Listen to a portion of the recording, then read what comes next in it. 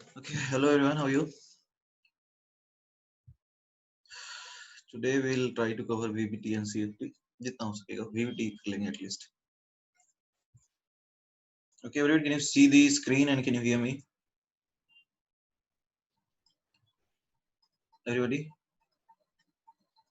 can you see the screen and can you hear me? Okay, sure. Good afternoon. Fine.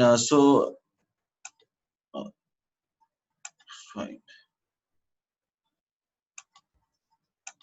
So there was some homework which was given to you in the last lecture. Let us go and discuss that first.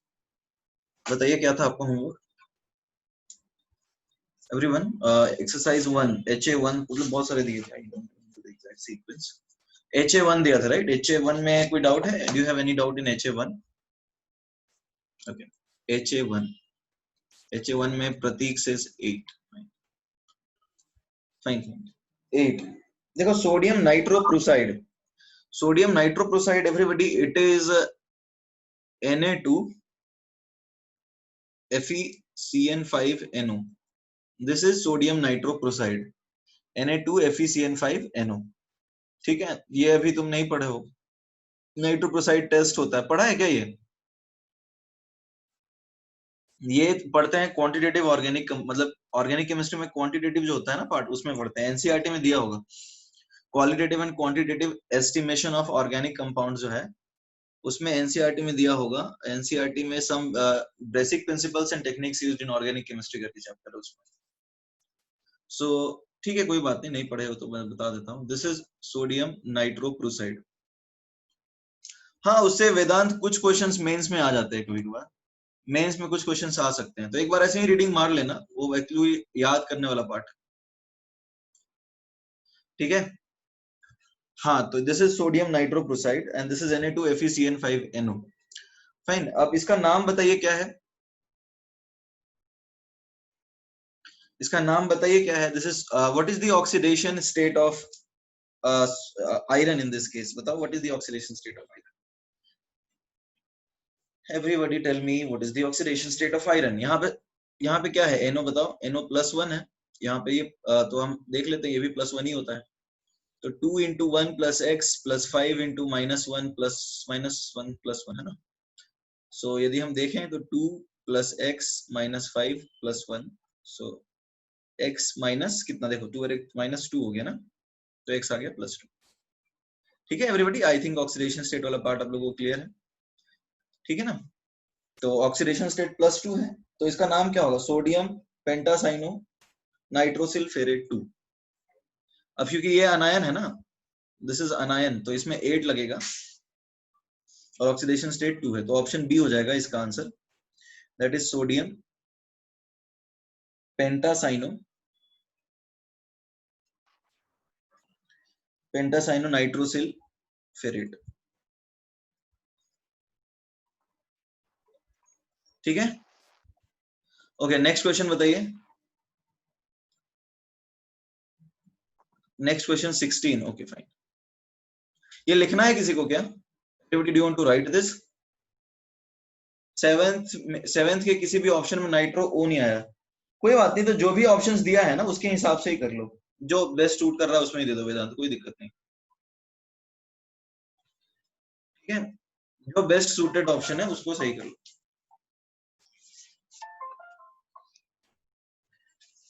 तो now coming to question number. Vedant, is that clear now. Vedant, ठीक है. Question number 16 again Prussian blue. अच्छा, Prussian blue भी एक compound है, तुम उसमें पढ़ोगे. बेसिकली प्रूशन ब्लू में दो चीजें होती हैं, एक तो Fe+2 और Fe+3, दो ऑक्सीडेशन स्टेट्स में होते हैं, +2 और +3 में. तो उसमें सोडियम फ्यूजन एक्सट्रैक्ट बनाते हैं ना, तो सोडियम आ जाता है. तो पोटेशियम फ्यूजन एक्सट्रैक्ट भी बना सकते हो. ठीक है, तो उसमें दो आयंस होते हैं, एक तो Fe+2 एक Fe+3, तो ए हो जाएगा. ये भी वही है ऑर्गेनिक, जो basic qualitative estimation of organic compounds करके, वो याद करने वाला पार्ट है, एक बार रीडिंग मार लेना, मेंस में कई बार आ जाता है. This is qualitative estimation of organic compounds. ये एनसीईआरटी में होगा क्लास 11th में, पार्ट 2 में. ठीक है. क्वेश्चन नंबर 16 पूछ रहे हो ना, क्रूशन ब्लू कौन सा होता है? ठीक है, ए और बी दोनों सेम ही है, तो दोनों में से कोई भी आंसर हो जाएगा, दोनों ऑप्शन सेम दिया है तो कोई भी हो जाएगा, उसमें क्या है, ऑप्शंस दोनों सेम दिए हुए हैं ना, तो उसमें कोई भी दे दो, कोई दिक्कत। नेक्स्ट बताओ, नेक्स्ट एमटी के लिए क्या पढ़ना है? कोऑर्डिनेशन कंपाउंड तक, ठीक है। नहीं वो चैप्टर नहीं पढ़ना है, ये सब नहीं आएगा, मतलब जो अलग अलग टॉपिक के रिक्वायरमेंट है ना वो एमटी में नहीं आएगा। वैसे देखो क्वेश्चन जो है वो तो पता है तुम्हें, क्वेश्चन कुछ भी आ सकता है वैसे, क्योंकि वो तो एक रैंडम सर्वर से उठाता है क्वेश्चन, हमें नहीं पता है कौन सा क्वेश्चन आएगा। ओके नेक्स्ट बताइए, HA1 में कोई डाउट है एवरीबॉडी? HA2 में कोई डाउट है एवरीबॉडी? HA2 में कोई डाउट है? Okay get equipped, okay fine fine. Window to JEE Mains का question 17, fine I am coming to window to JEE mains.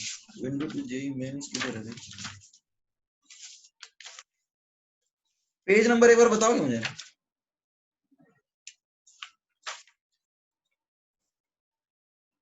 Question number 17 window to JEE Mains. अच्छा sir get equipped हुआ है। हाँ वही तो मुझे लगा, जेई मेंस तो विंडो मिला ही नहीं मुझे। पेज नंबर 30, अच्छा ठीक है देखते हैं। अच्छा ये गेट इक्विप्ड टू जेई वाला नेक्स्ट दिया था ना, गेट इक्विप्ड टू जेई, इसमें किसमें डाउट है बताओ? 17। 17, कुछ लोग पहले 5 बोलते हैं, 5 देख लेते हैं। देखो क्वेश्चन नंबर 5 में क्या लिखा है अपने पास, क्या इंफॉर्मेशन गिवन है, let us see that first. Question में है तुम्हारे पास एक कॉम्प्लेक्स है CrCl3.6H2 है ना, और इसका मास आपको दे रखा है 0.319 ग्राम। इसको पास किया गया कटायन एक्सचेंज से, यानी H+ लिखा है ना, एसिड के फॉर्म में कटायन एक्सचेंज होगा, तो ये कुछ HCl बना देगा ना। Everybody is that clear? ये कुछ HCl बनाएगा n number, everybody is that clear? अरे यार हाँ या ना बोलो, ये HCl बनाएगा ना, कटायन एक्सचेंज होगा, यहाँ Cr3+ H+ एक्सचेंज होगा तो क्या बनेगा? HCl बनेगा। से यस और नो, ये समझ में आ रही है बात? तो HCl बन जाएगा, ठीक है। और ये जो HCl बना, इसको टाइट्रेट कर रहे हैं NaOH के साथ, तो अब देखो इसके जितने इक्विवेलेंट है उसके उतने ही लगेंगे ना। तो अब यहाँ पे जितना Cl- बना, मतलब जैसे मान लो इसका कॉन्फ़िगरेशन कुछ इस तरह का है, Cr, अब H2O कहीं भी रहे हमको फर्क तो पड़ता नहीं है, H2O कहीं भी रहे तो HCr Cln और बाहर Cl3 - n, is that clear? और यहाँ H2O कहीं भी कुछ भी रहे हमको क्या फर्क पड़ता है, यहाँ H2O कहीं भी रहे it does not make any difference, right. तो हमें बेसिकली मान लो ये 3 है तो ये 3 आएगा, यदि ये 2 है तो ये 2 आएगा, और यदि 1 है तो 1 आएगा, इज दैट क्लियर? यदि हम देखें तो देखो क्या है, M1V1 जो है NaOH के लिए वो कितना आता है, 28.5 सेंटीमीटर क्यूब है मिलीलीटर इंटू 1/8, राइट। और इसका कितना मोल यूज हो रहा है बताओ, इसका मोलर मास निकालो, everybody calculate its molar mass. CrCl3 है ना, क्रोमियम का एटॉमिक नंबर कितना होता है बताओ? 52 होता है। मोलर मास कितना होगा CrCl3 का? मोलर मास ऑफ CrCl3.6H2, देखो निकाल सकते हो, इट इज 52, क्रोमियम 52 होता है, 51.999, तो दैट इज 52। तो ये आया कितना, 266.5, हाँ 266.5। तो अब इसके मोल्स कितने हैं, ये NaOH का लगा, right. Now number of moles of complex, complex के जो मोल्स हैं वो कितने आ गए बताओ? वो आ गया 0.319 upon 266.5। Everybody is that clear? यहां तक किसी को कोई डाउट है? एवरीबॉडी से यस और नो, यहां तक किसी को कोई डाउट है? तो अब मान लो इसमें Cl- कोऑर्डिनेशन स्फीयर के 3 है बाहर, यहाँ पे Cl- कोऑर्डिनेशन स्फीयर के चला गया 3, तो कितना मोल बनेगा? 3 मोल HCl बनेगा। अब मान लो कोऑर्डिनेशन नंबर, तो हम ऐसा मानते हैं, let number of Cl- ions outside coordination sphere is equal to P. Everybody यहां तक किसी को डाउट है? ओके ठीक है। तो अब देखो क्या है, तो number of moles of HCl कितने बनेंगे? Number of moles of HCl formed through cation exchange कैसे निकालेंगे बताओ? कटायन एक्सचेंज से कितने बन जाएंगे? ये आएगा P मल्टीप्लाइड बाई जो कॉम्प्लेक्स के मोल्स आए थे 0.139 upon 266.5. Everybody is that clear? Everybody is that clear? यहां तक कोई डाउट है किसी को? अरे यार डाउट है तो बताओ, नहीं है तो मत बताओ। Everybody is that clear till now? ठीक है, तो ये लिख लिया होगा आई बिलीव। तो आप देखो कॉन्सेप्ट क्या है, number of equivalents of HCl is equal to number of equivalents of NaOH। ठीक है, हम इक्वेट कर देते हैं। तो HCl के कितने हैं? n फैक्टर तो एक ही है, तो इसमें कोई टेंशन लेने वाली बात है नहीं। और ये नंबर ऑफ इक्विवेलेंट्स हम कैसे निकालेंगे बताओ? This is 28.5 upon 1000 into 1/8। P के लिए सॉल्व कीजिए, P कितना आता है? 2 इतना आता है, देखते हैं।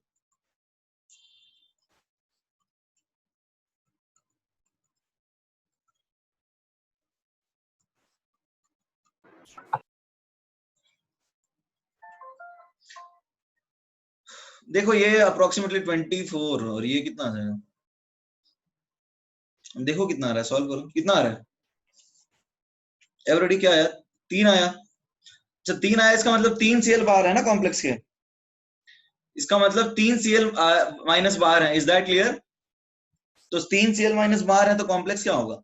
CrH2O whole 6 dot Cl3, option A. ठीक है, एवरीबॉडी इसमें किसी को डाउट है?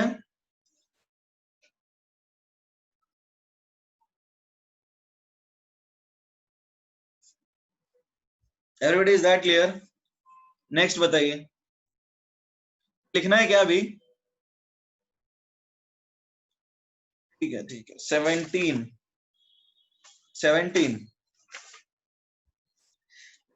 तो बहुत आसान क्वेश्चन है। देखो 17 में हम लोग जानते हैं कि FeCOX है, तो ये मोनोमरिक फॉर्म में तभी रहेगा ना जब इसका EAN 36 होना चाहिए, राइट?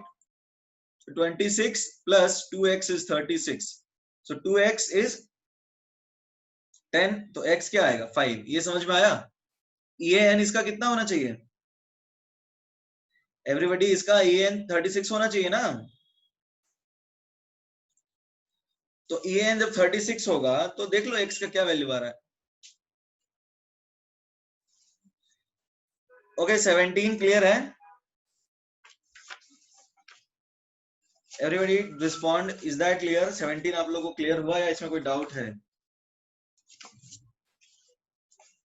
ओके और कोई क्वेश्चन था क्या जो पूछना है?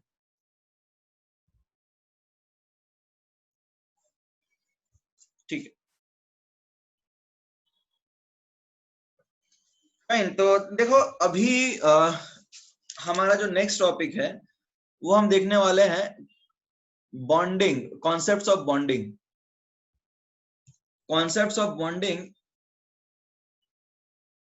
Concepts of bonding in coordination compounds.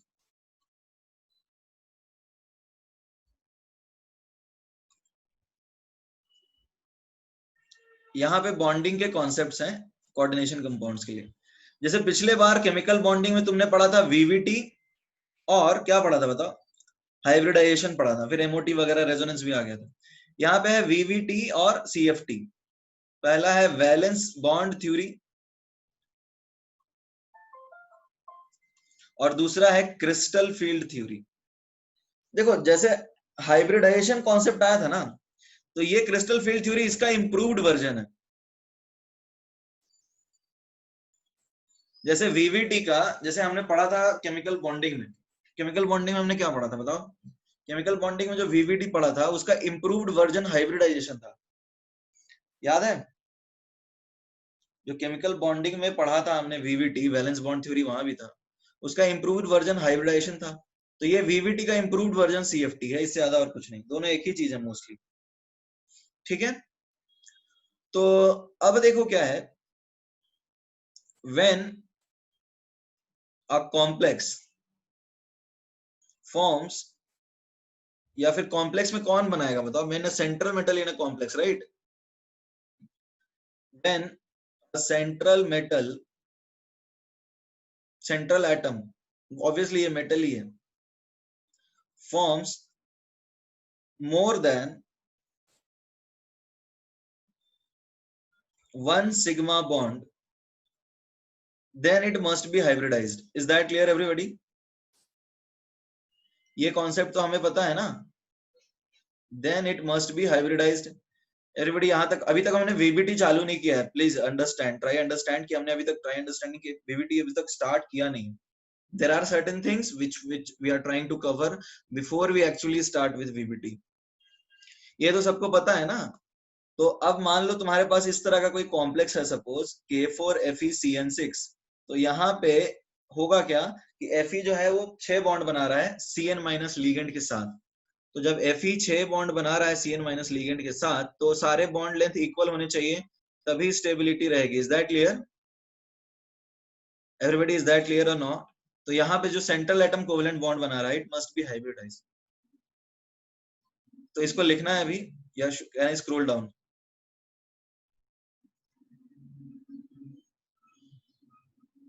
Everybody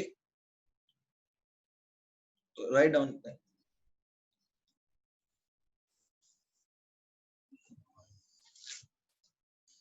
हाँ बोल सकते हैं, कोऑर्डिनेट बॉन्ड को हम लोग कोवेलेंट बॉन्ड बोल ही सकते हैं, कोवेलेंट बॉन्ड ही होता है ना वो तो। Coordinate bond is a covalent bond.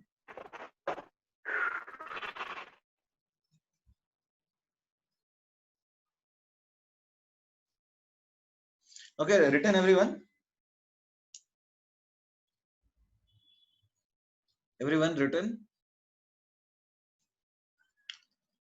Okay, more than 1 sigma मतलब, मोर देन 1 सिग्मा का मतलब ये होता है, मान लो H2O की बात कर रहे हैं, तो H2O में ऑक्सीजन ने कितने सिग्मा बॉन्ड बनाए, ये बताओ अथर्व शिंदे। H2O में ऑक्सीजन ने कितने सिग्मा बॉन्ड बनाए? 2 बनाए, तो दोनों की बॉन्ड लेंथ अलग अलग होगी। तो ये एक कॉन्सेप्ट होता है केमिकल बॉन्डिंग में कि दोनों की बॉन्ड लेंथ और बॉन्ड पैरामीटर सारे सेम करने के लिए मिक्स्ड ऑर्बिटल यूज करते हैं, जिसको हाइब्रिड ऑर्बिटल के नाम से जानते हैं, और उसके थ्रू बॉन्डिंग होती है। ऐसा करने से कंपाउंड सिमेट्रिकल हो जाता है और उसकी ओवरऑल स्टेबिलिटी बढ़ जाती है। तो कोई भी कॉन्सेप्ट बॉन्डिंग का जब भी हम पढ़ते हैं, तो इस तरह का ऑब्जेक्टिव रहता है कि एक ऐसा कंसेप्ट बनाएं जिससे मॉलिक्यूल की ओवरऑल स्टेबिलिटी बढ़ जाए। Is that clear? यहाँ पे जब कॉन्सेप्ट ऑफ बॉन्डिंग यहाँ भी आ रहा है और एक सेंट्रल मेटल एक से ज्यादा कोवेलेंट बॉन्ड बना रहा है, यहाँ भी हाइब्रिडाइजेशन होगा ताकि स्टेबिलिटी बढ़ सके। फाइन, नाउ एक चीज ध्यान दो, स्क्रॉल डाउन प्रथमेश, इसके नीचे तो कुछ लिखा ही नहीं है, यहाँ इसके नीचे कुछ नहीं लिखा है। अभी कितना स्क्रॉल करूं, ऊपर करूं? यार थोड़ा जल्दी लिखा करो, मतलब a lot of time in writing, मतलब थोड़ा सा फास्ट करो। Okay done, fine. तो अब देखो क्या है, हम बात करते हैं पी ब्लॉक एलिमेंट्स की। तो पी ब्लॉक एलिमेंट्स में जैसे जनरली क्या होता है, NS2, NP1 से 6 और ND भी होगा, जो कि नॉर्मली वैकेंट रहता है। इज दैट क्लियर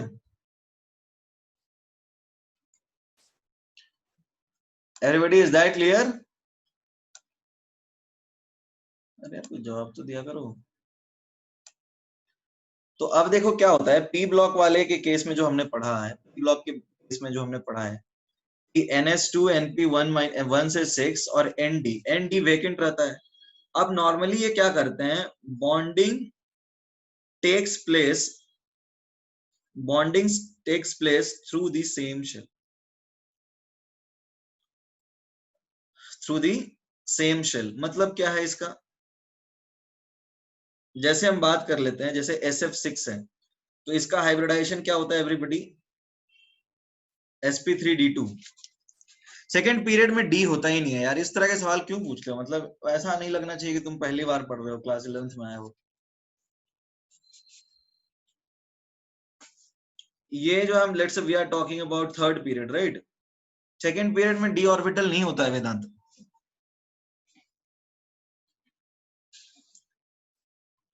फाइन, तो इसका हाइब्रिडाइजेशन अभिलाषा n-1d। ओके, कैसे,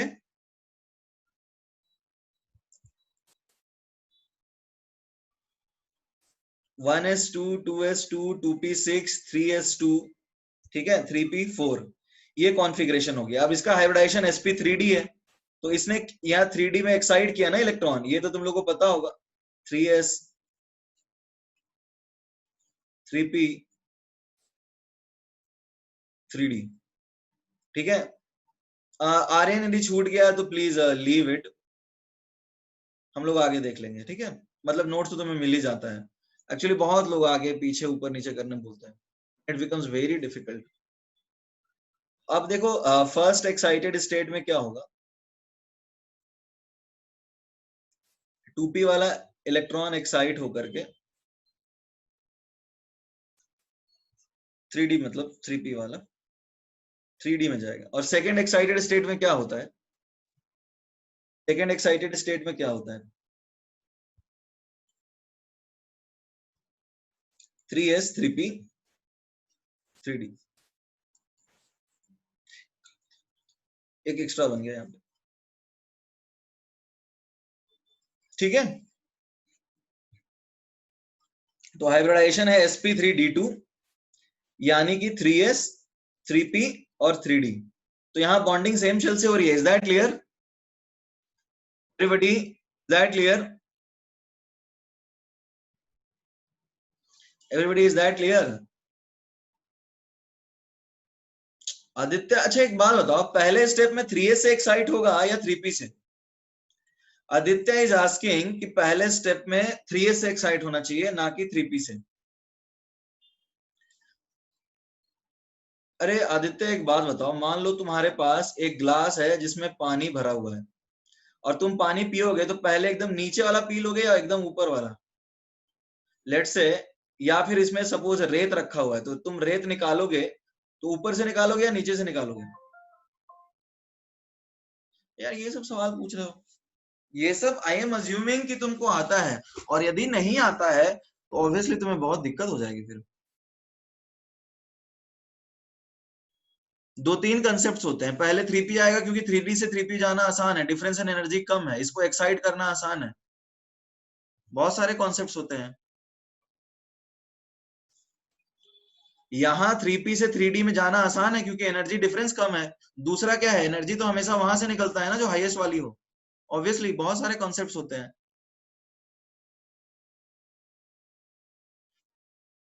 नमन, you can write it later, ठीक है। अब तक किसी को डाउट है तो बता दो। शांतनु, मैंने ये बोला एंड में कि एक्साइट करेंगे 3p से 3d में बिकॉज 3p और 3d में एनर्जी डिफरेंस कम है, ये वाले इलेक्ट्रॉन को यहां जाना रिलेटिवली आसान है इससे, इसलिए यहां से यहां जाएगा ना कि यहां से यहां जाएगा। यहां से पहले जंप मार के यहां जाएगा, ठीक है, उसके बाद यहां से यहां जाएगा। फाइन, क्या डाउट है तुम्हारा, शांतनु बताओ क्या डाउट है। अच्छा sp3d2 तुम्हें समझ में नहीं आया, ओके, या फिर कैसे चलेगा। हाइब्रिडाइजेशन sp3d2 कैसे आया, ये तुम लोगों को समझ में आ रहा है एवरीबॉडी, तो फिर तुम्हारा क्या डाउट है।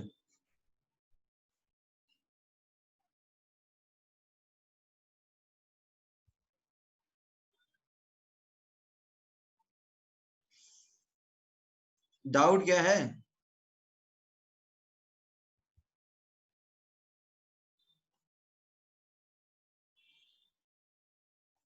फाइन, अभी let us come down to, देखो अब बात करते हैं हम डी ब्लॉक एलिमेंट्स की, बिकॉज हम लोग यहाँ पे डी ब्लॉक पढ़ने वाले हैं।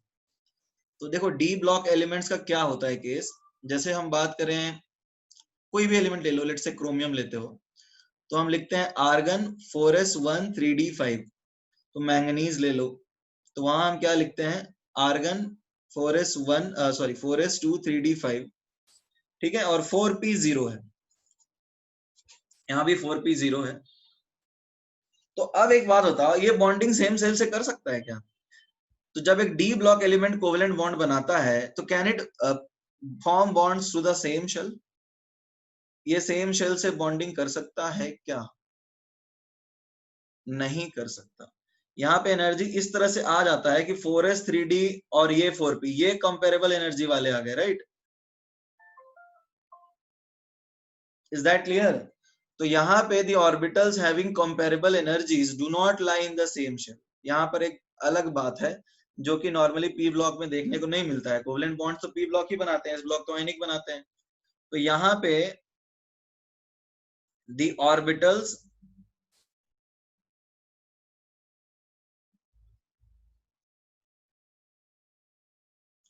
having comparable energies,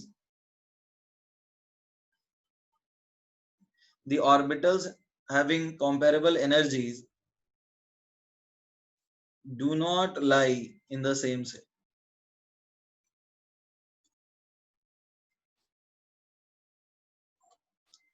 Everybody, is that clear?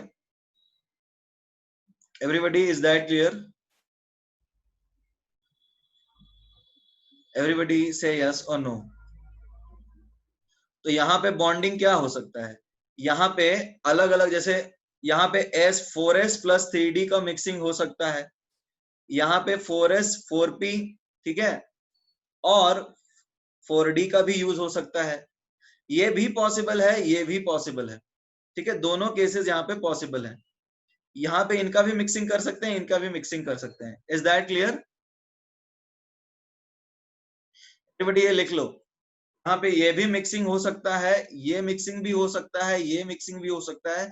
जो भी सिचुएशन बनेगी उसके हिसाब से, जरूरी नहीं है कि सेम शेल में लाई करे, सेम सेल वाले भी बनते हैं cases, but it can be in different shells as well, ठीक है? तो ये लिख लिया एवरीवन? फाइन। अब देखो यहाँ पे कंसेप्ट क्या है,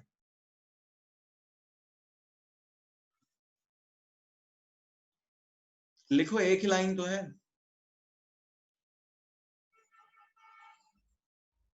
यशराज डन?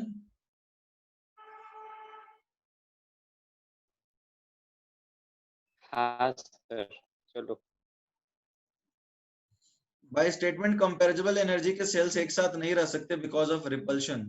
वाह प्रथमेश, क्या बात है। अरे यार क्या पूछ रहा है प्रथमेश का? एक डाउट है कि कंपैरेबल एनर्जी वाले शेल्स जो हैं वो साथ में नहीं रह सकते बिकॉज वो रिपेल करते हैं। अच्छा एक बात सर बताओ, स्लाइटली ऊपर लो ना। शेल्स रिपेल करते हैं, इलेक्ट्रॉन्स रिपेल करते हैं?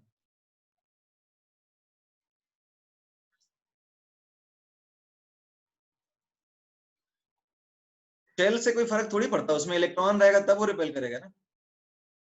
और वो तो इस तरह से ओरिएंटेशन रखते हैं कि जैसे एस के बाद डी आ जाता है, उनका रिलेटिव ओरिएंटेशन उस तरह का रहता है। इसका यहाँ बॉन्डिंग में तो कुछ नहीं है। देखो आई एम अज्यूमिंग, देखो कुछ चीजें हैं जो कि मैं नहीं कर सकता discuss, there are certain limitations. तुम बेसिक कांसेप्ट्स एटॉमिक स्ट्रक्चर के पूछोगे और केमिकल बॉन्डिंग के पूछोगे तो it will not be possible to attend every doubt, because हम लोग काफी मतलब आगे चल रहे हैं, कोऑर्डिनेशन कंपाउंड्स पढ़ रहे हैं। जैसे पीरियोडिक टेबल हो गया, एटॉमिक स्ट्रक्चर हो गया, केमिकल बॉन्डिंग हो गया, इनके डाउट्स बताना पॉसिबल नहीं है। संडे को जो टेस्ट होगा उसमें न्यूक्लियर केमिस्ट्री भी आएगा। Now fine, so moving ahead now. अब देखो एक कॉन्सेप्ट होता है inner d complex. Inner D का मतलब क्या है देखते हैं। What is inner d complex? होता है इनर डी कॉम्प्लेक्स, ठीक है, और दूसरा होता है outer D complex. Outer D complex का मतलब क्या है? देखो कई बार तुम्हें लिखा हुआ मिलता है DsP2, ठीक है, DsP2 मिलता है या फिर मिलता है D2sp3, देखा होगा तुमने, ठीक है, और ये है sp3 और ये है sp3d2। तो अब इनमें अंतर क्या है समझ में आ रहा है? इनर डी का मतलब क्या है? What is inner D over here? DsP2 का मतलब है it is 3d plus 4s plus 4p। 3d1 4s1 एक ऑर्बिटल इसका लिया है और 4p लिया है, तो ये हो गया DsP2, ठीक है। नाउ टॉकिंग अबाउट D2sp3, तो ये भी वैसा ही हो जाएगा 3d plus 4s plus 4p। तो when we write let's say, actually Bhagyesh जो डेटाबेस है ना क्वेश्चन का, उसमें केमिकल काइनेटिक्स और न्यूक्लियर केमिस्ट्री दोनों रहता है। क्वेश्चन पेपर मैं नहीं सेट कर रहा हूँ, सर्वर के डेटाबेस में क्वेश्चंस रहते हैं, तो केमिकल काइनेटिक्स के साथ न्यूक्लियर केमिस्ट्री रहता ही है, तो वो अपने आप उठा लेगा क्वेश्चन, ठीक है। तो आपका केमिकल काइनेटिक्स और न्यूक्लियर केमिस्ट्री दोनों आ रहा है। केमिकल काइनेटिक्स के साथ ही तो मेनावस्थी में देखो, केमिकल काइनेटिक्स में ही क्वेश्चन है साथ में, ठीक है। तो न्यूक्लियर केमिस्ट्री अलग नहीं रहता है, that is a same topic. Inner D का मतलब यहाँ पे वापस आ जाते हैं कि इनर डी का मतलब क्या है। जैसे DsP2 लिखने का क्या मतलब है? DsP2 का मतलब है कि ये 3d है, ये 4s है और ये 4p है।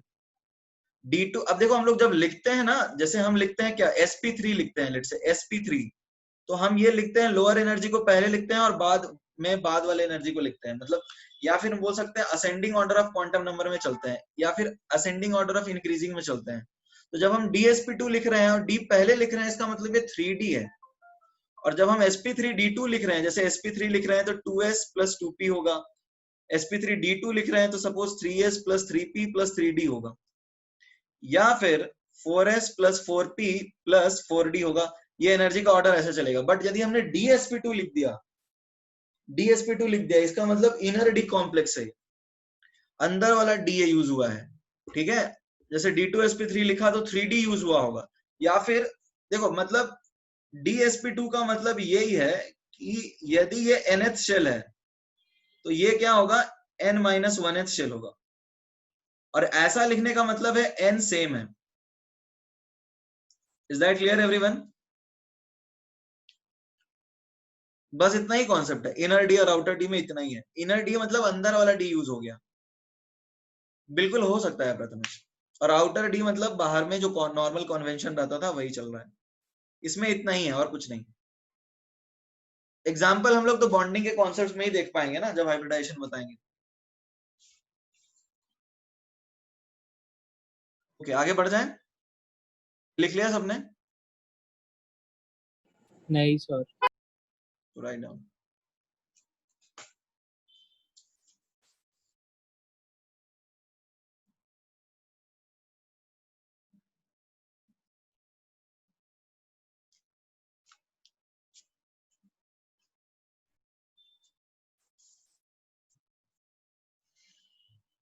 Everyone done?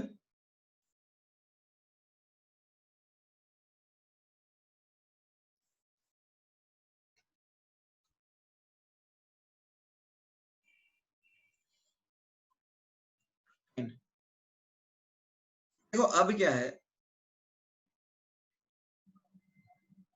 Inner D should also be in S block. अब ये कैसे हो सकता है बताओ? Inner D block should also, कैसे बताओ Deepanshu, explain. Inner D S block में कैसे बनेगा? एस ब्लॉक में तो आयनिक कंपाउंड बनता है दीपांशु। एस ब्लॉक एलिमेंट्स किनको बोलते हैं? जो आयनिक कंपाउंड बनाते हैं। यहाँ तो कोवलेंट की बात हो रही है। Vedant, there is no possibility of inner d complex with same cells, ठीक है।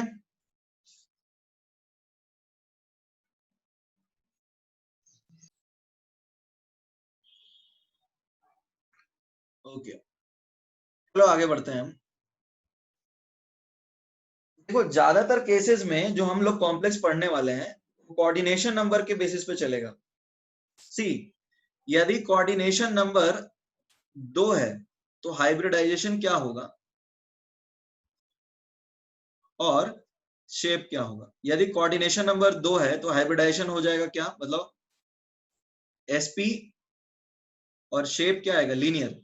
यहाँ कोई दिक्कत तो नहीं है ना, ये पुराना कॉन्सेप्ट जो चलता था वही चल रहा है। कोऑर्डिनेशन नंबर 2 है तो हाइब्रिडाइजेशन sp होगा और शेप लीनियर होगा। कोऑर्डिनेशन नंबर 3 है तो क्या होगा बताओ, sp2 और ट्रायंगुलर। कोऑर्डिनेशन नंबर 4 है तो क्या हो सकता है, देखो तुमने अब तक sp3 पढ़ा था, यहाँ पे dsp2 और d3s भी होते हैं, यहाँ पे टेट्राहेड्रल होगा sp2 sp3 dsp2 और d3s। हाँ बिल्कुल, कोऑर्डिनेशन नंबर को हम स्टेरिक नंबर की तरह यूज करेंगे यहाँ पे ना, ठीक है। यहाँ पे देखो क्या है, एक सेकंड है ना, इनमें sp3 और d3s में टेट्राहेड्रल है और dsp2 में स्क्वायर प्लेनर है, जस्ट वेट,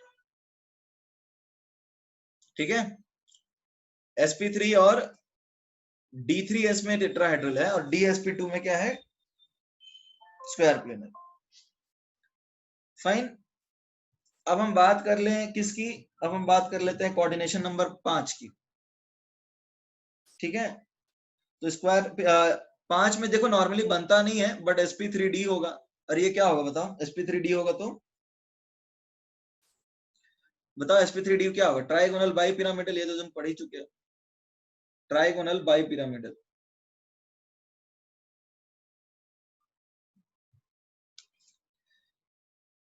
अरे d3s कैसे बनेगा, ये we will see it later, we have not started VBT as of now. Coordination number 6 है तो d2 sp3 और sp3 d2 दोनों के केस में ऑक्टाहेड्रल ही बनेगा। Everybody is that clear? Hexagonal नहीं हो सकता बिकॉज वो इस तरह से अरेंजमेंट ऑक्यूपाई करता है स्पेस में ताकि मिनिमम रिपल्शन हो, वही है वैलेंशियल इलेक्ट्रॉन पे रिपल्शन थ्योरी, और जो तुमने पहले पढ़ रखा है केमिकल बॉन्डिंग वाला कॉन्सेप्ट। एवरीबॉडी ये लिखना है क्या, 5 में dsp3 नहीं होगा, हो सकता है dsp3 भी हो सकता है, 5 में हो सकता है dsp3, पॉसिबल है, ठीक है। But I will tell you cases, ठीक है। अब देखो क्या है, अच्छा एक देख लिया सबने, अरे रुको यार, इतना जल्दी सवाल मत पूछो, अभी कैसा शेप चेंज होगा will C.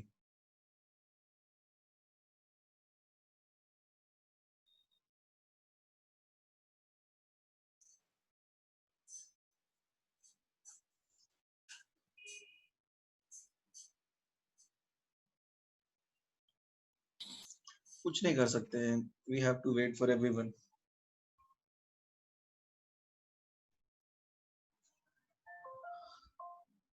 Okay done now, ठीक है। अब देखो कोऑर्डिनेशन नंबर सेम रहने पे शेप कैसे चेंज होता है, विल सी। देखो 1 और मतलब 2 और 3 में तो कोई पंगा नहीं है, कोऑर्डिनेशन नंबर 4 देखो, कोऑर्डिनेशन नंबर 4 में आता है dsp2 sp3 और d3s, ठीक है, ये 4 शेप आते हैं।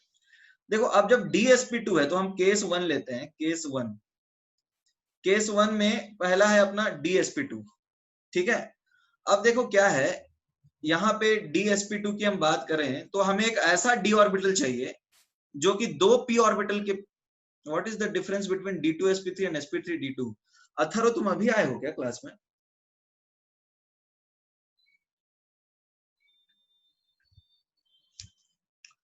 अथर्व तुम्हें sp3 d2 और d2 sp3 में अंतर नहीं समझ में आया? गजब है यार, तो उस वक्त क्यों नहीं बोला?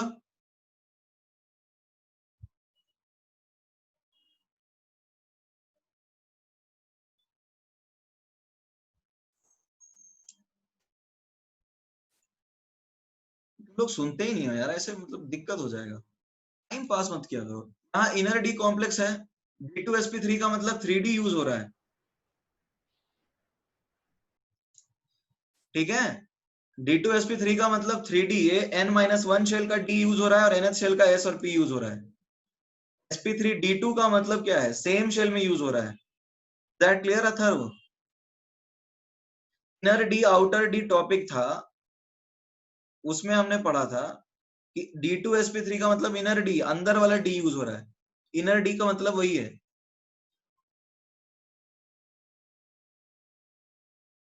केस 1 की बात करते हैं, DsP2। अब देखो यहाँ पे कुछ चीजें हैं कि I will assume that you are clear in chemical bonding, atomic structure, periodic table.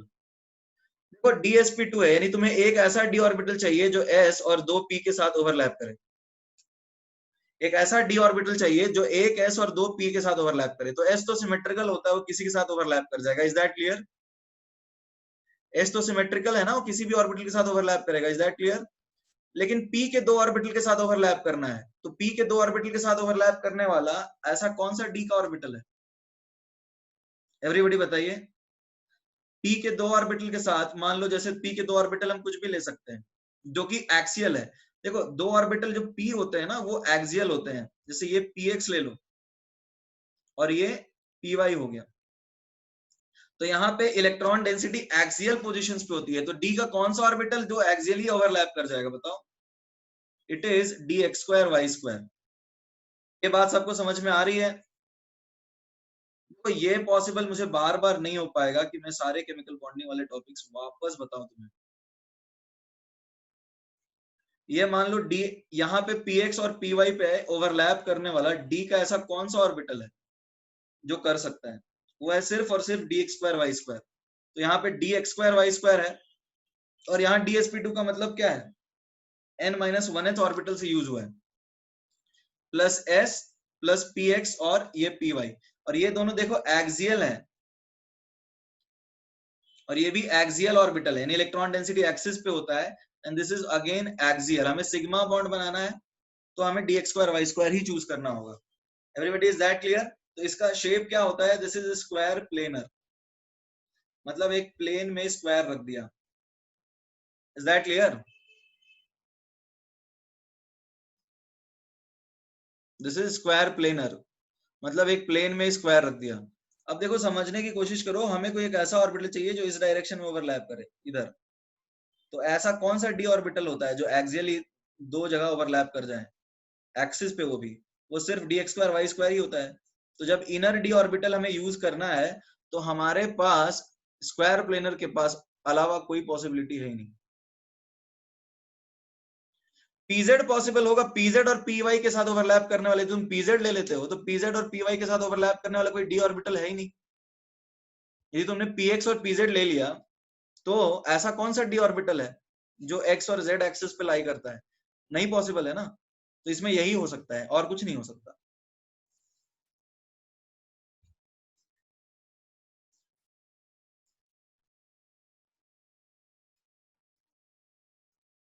ठीक है, ओके एवरीबॉडी रिटर्न।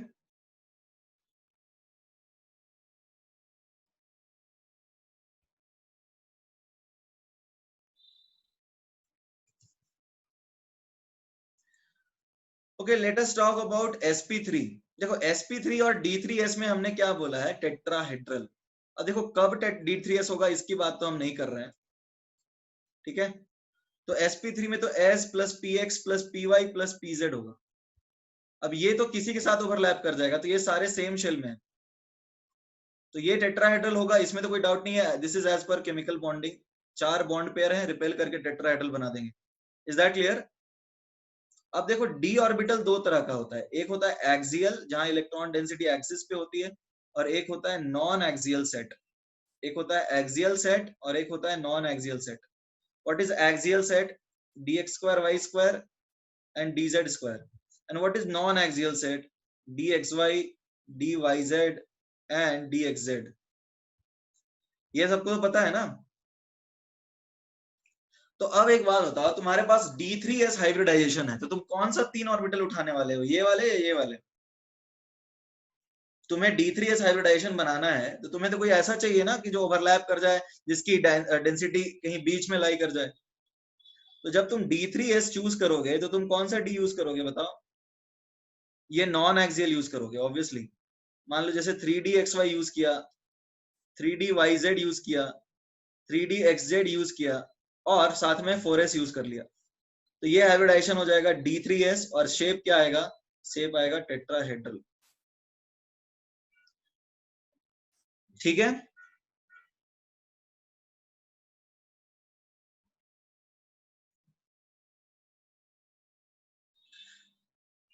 सुजल कह रहा है 1 एक्सियल एंड 2 नॉन एक्सियल।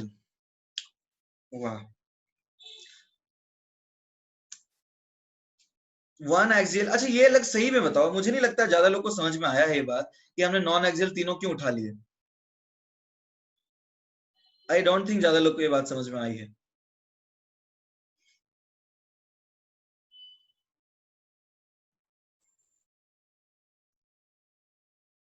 मुझे नहीं, आज ठीक है कुछ लोग को समझ में आ गया है, बट D3 में टेट्राहेड्रल कैसे बनेगा? टेट्राहेड्रल इसलिए बनेगा क्योंकि चार हाइब्रिड, चार बॉन्ड पेयर हैं, चार bond pair, minimum repulsion 109 degree 28 minutes में आएगा, इसलिए होगा। एक बात बताओ, चलो ठीक है नॉन एक्सियल, मुझे हाँ ज्यादातर लोगों को तो नहीं समझ में आया। मान लो ये मैंने क्यूब लिया,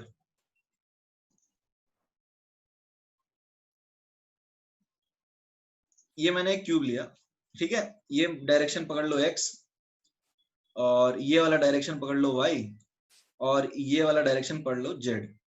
ठीक है, अब तुम क्या चाहते हो, तुम चाहते हो इसमें टेट्राहेड्रन बनाना, ये हमने सॉलिड स्टेट में भी किया था। तो यहाँ पे सपोज मेटल है और 4 लीगेंड रख दो यहाँ पे, तो अब देखो ये बनेगा कुछ इस तरह से टेट्राहेड्रल। अब तुम्हें टेट्राहेड्रल के हिसाब से चलना है तो तुम्हें बॉन्डिंग किसी भी एक्सिस पे करनी है क्या? तुम्हें बॉन्डिंग किसी भी एक्सिस पे करनी है एवरीबॉडी? तुम्हें बॉन्डिंग तो एक्सिस से करनी ही नहीं है, तुम्हें बॉन्डिंग तो एक्सिस के बीच में करनी है, तुम्हें बॉन्डिंग एक्सिस के बीच में करनी है। तो तुम कौन सा ऑर्बिटल उठाओगे? एक्सियल तो एक्स वाई प्लेन में रहेगा ना, नॉन एक्सियल ही उठाओगे क्योंकि उनकी इलेक्ट्रॉन डेंसिटी बीच में रहती है एक्स वाई एक्सिस के। Is that clear? देखो ये सारी चीजें बहुत ज्यादा डिफिकल्ट नहीं है, बट हो सकता है तुम्हें अप्लाई करने में दिक्कत होगी, बट अभी यहाँ पे ये अज्यूम करूंगा मैं कि तुम्हें ये आना चाहिए क्योंकि इसके कॉन्सेप्ट्स केमिकल बॉन्डिंग और एटॉमिक स्ट्रक्चर से ही है। स्क्रॉल करो अब, जय क्या छूट गया तुम्हारा?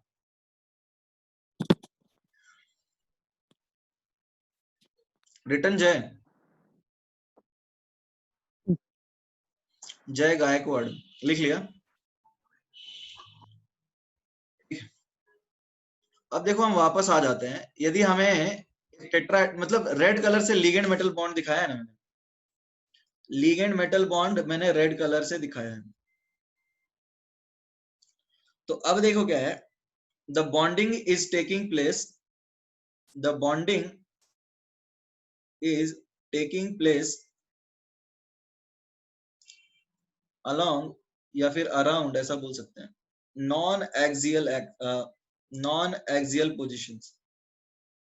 तो 3 ऑर्बिटल नॉन एक्सियल के उठा लो, इसीलिए dxy, dyz और dxz आएगा बिकॉज उनकी electron density non axial positions पे होती है। एवरीबॉडी आई होप अब समझ में आया होगा।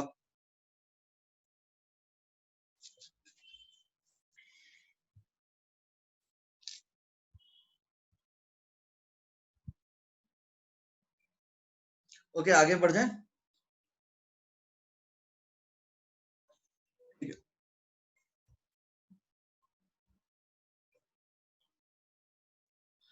यदि तुम समझ चुके हो तो ये चीज तो हम लोग पढ़ते ही हैं, इसमें किसमें पढ़ते हैं बताओ? कोऑर्डिनेशन नंबर 5 की बात कर लेते हैं।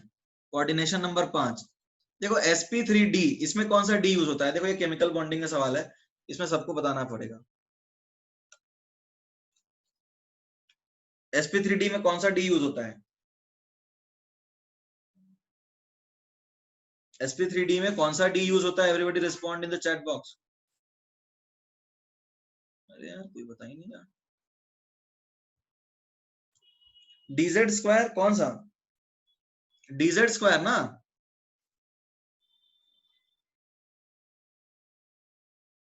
ओके, तो अब मान लो कोऑर्डिनेशन नंबर 5 हमने लिया है, और कोऑर्डिनेशन नंबर देखो इसका रीजन यही है कि इस तरह का ज्योमेट्री होता है इसका, ठीक है। तो ये एक ऐसा ऑर्बिटल चाहिए होता है, ये बोलता है sp2 और ये होता है pd, अनसिमेट्रिकल है। तो एक ऐसा ऑर्बिटल चाहिए जो दोनों डायरेक्शन में ओवरलैप कर ले, इसलिए dz स्क्वायर चूज करते हैं। ये तो तुम्हें पता ही होगा, दिस इज द ज्योमेट्री। अब दूसरा केस एक ले लेते हैं, dsp3। अब बताओ यदि dsp3 है यानी n-1d plus ns plus np है, तो इसका शेप क्या होगा ये बताओ एवरीबॉडी, और कौन सा ऑर्बिटल यूज होगा ये बताओ।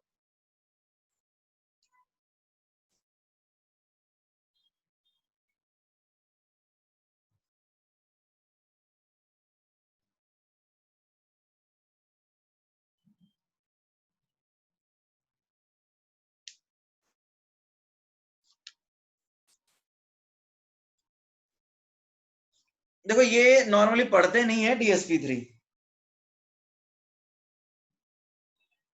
देखो यहां पे तुम खुद समझो, यहां पे एक बेसिकली एक ऐसा तुम्हें डी चाहिए, ये होता है स्क्वायर पिरामिडल। ऑब्वियसली देखो 5 ज्योमेट्री है तो स्क्वायर पिरामिडल आ जाएगा, तुमने ये पढ़ा है। एक्चुअली 3 ऐसा ऑर्बिटल चाहिए अपने को, 3p। तो ये कुछ इस तरह का ज्योमेट्री रहेगा, लेट्स से तुम्हारे पास ये इस तरह का, ये पोजीशन अजीब है। देखो ये अनसिमेट्रिकल है और ये एग्जिस्ट नहीं करता, इट इज वेरी अनस्टेबल, ये बहुत अनस्टेबल होता है, ये एग्जिस्ट नहीं करता। बट फिर भी कुछ बुक्स इसको लिख देते हैं। क्वेश्चन वैसे जेई ने नहीं पूछा इसके ऊपर। अनस्टेबल है, कुछ इस तरह का ज्योमेट्री होगा, ligand ligand ligand ligand metal ligand.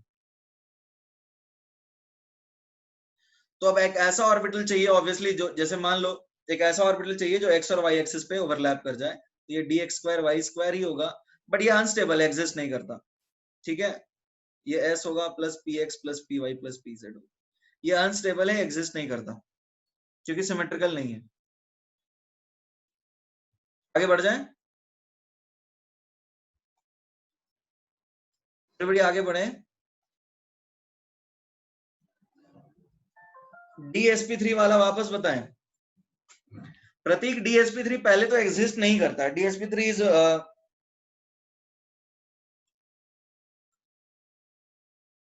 This is square pyramidal. DSP3 एक ऐसा ऑर्बिटल है जहां तुम्हें s तो सब जगह से ओवरलैप कर जाएगा, कोई ऐसा d ऑर्बिटल चाहिए जो एटलीस्ट दो एक्सिस पे ओवरलैप कर जाए, ठीक है। ये वाली बॉन्ड लेंथ अलग हो जाती है और ये स्क्वायर वाली बॉन्ड लेंथ अलग हो जाती है, ठीक है। तो ये मान लो जैसे px है और ये py है और ये pz है, तो ये वाली बॉन्ड लेंथ अलग अलग होगी। So that is DSP3, this is unstable and ये एग्जिस्ट नहीं करता। ये अजीब सा ज्योमेट्री है जो कि ज्यादा इंपॉर्टेंट नहीं है, you can leave it, unsymmetrical है। बट हाँ, दो ऑर्बिटल px py ओवरलैप करने के लिए dz स्क्वायर वाई स्क्वायर ही लगेगा।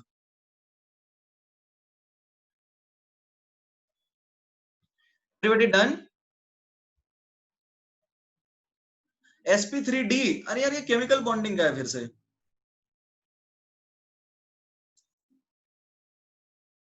sp3d तो केमिकल बॉन्डिंग का है ना।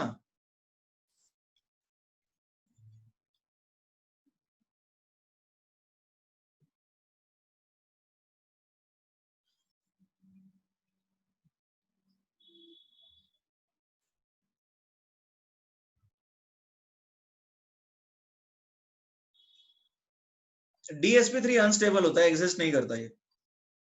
आगे बढ़ जाते हैं अब हम। कोऑर्डिनेशन नंबर 6 बताओ। कोऑर्डिनेशन नंबर 6 में बनता है स्ट्रक्चर, हाँ, ऑक्टाहेड्रन। तो ऑक्टाहेड्रल जो है, अब चाहे कुछ भी हो, तो ऑक्टाहेड्रल तो आप लोगों को पता होगा, octahedral is some this kind of geometry, metal ligand ligand ligand ligand, इस तरह से कुछ रहेगा, राइट। तो यहाँ पे मान लो ये x एक्सिस है, ये y एक्सिस है और ये z एक्सिस है। तो तुम्हें कैसा ऑर्बिटल चाहिए? कोई ऐसा ऑर्बिटल चाहिए जो एक्स वाई एक्सिस पे काम ओवरलैप करे, तो वो क्या है, dx स्क्वायर वाई स्क्वायर, और एक ऐसा जो z पे ओवरलैप कर जाए, तो dx square y square plus z square है। तो यहाँ तक तो आई थिंक सबको बात समझ में आ गई होगी। कि शेप्स वगैरह कैसे प्रेडिक्ट करते हैं। शेप्स वगैरह वही कॉन्सेप्ट्स हैं जो केमिकल बॉन्डिंग में यूज करते थे हम, यहाँ कुछ भी नया नहीं है, अभी तक मैंने कोई थ्योरी नहीं बताई है, ठीक है, ये बॉन्डिंग के ही कॉन्सेप्ट्स थे। इनर डी आउटर डी करके कॉन्सेप्ट्स कोऑर्डिनेशन का है बस। और ये बात कि ऑब्वियसली सेम शेल वाले ऑर्बिटल यहाँ नहीं बनाते बॉन्ड, अलग वाले भी कर लेते हैं, बॉन्ड बना लेते हैं, ठीक है, फाइन। तो should we start VVT now? तो वीवीटी क्या है? It is valence bond theory.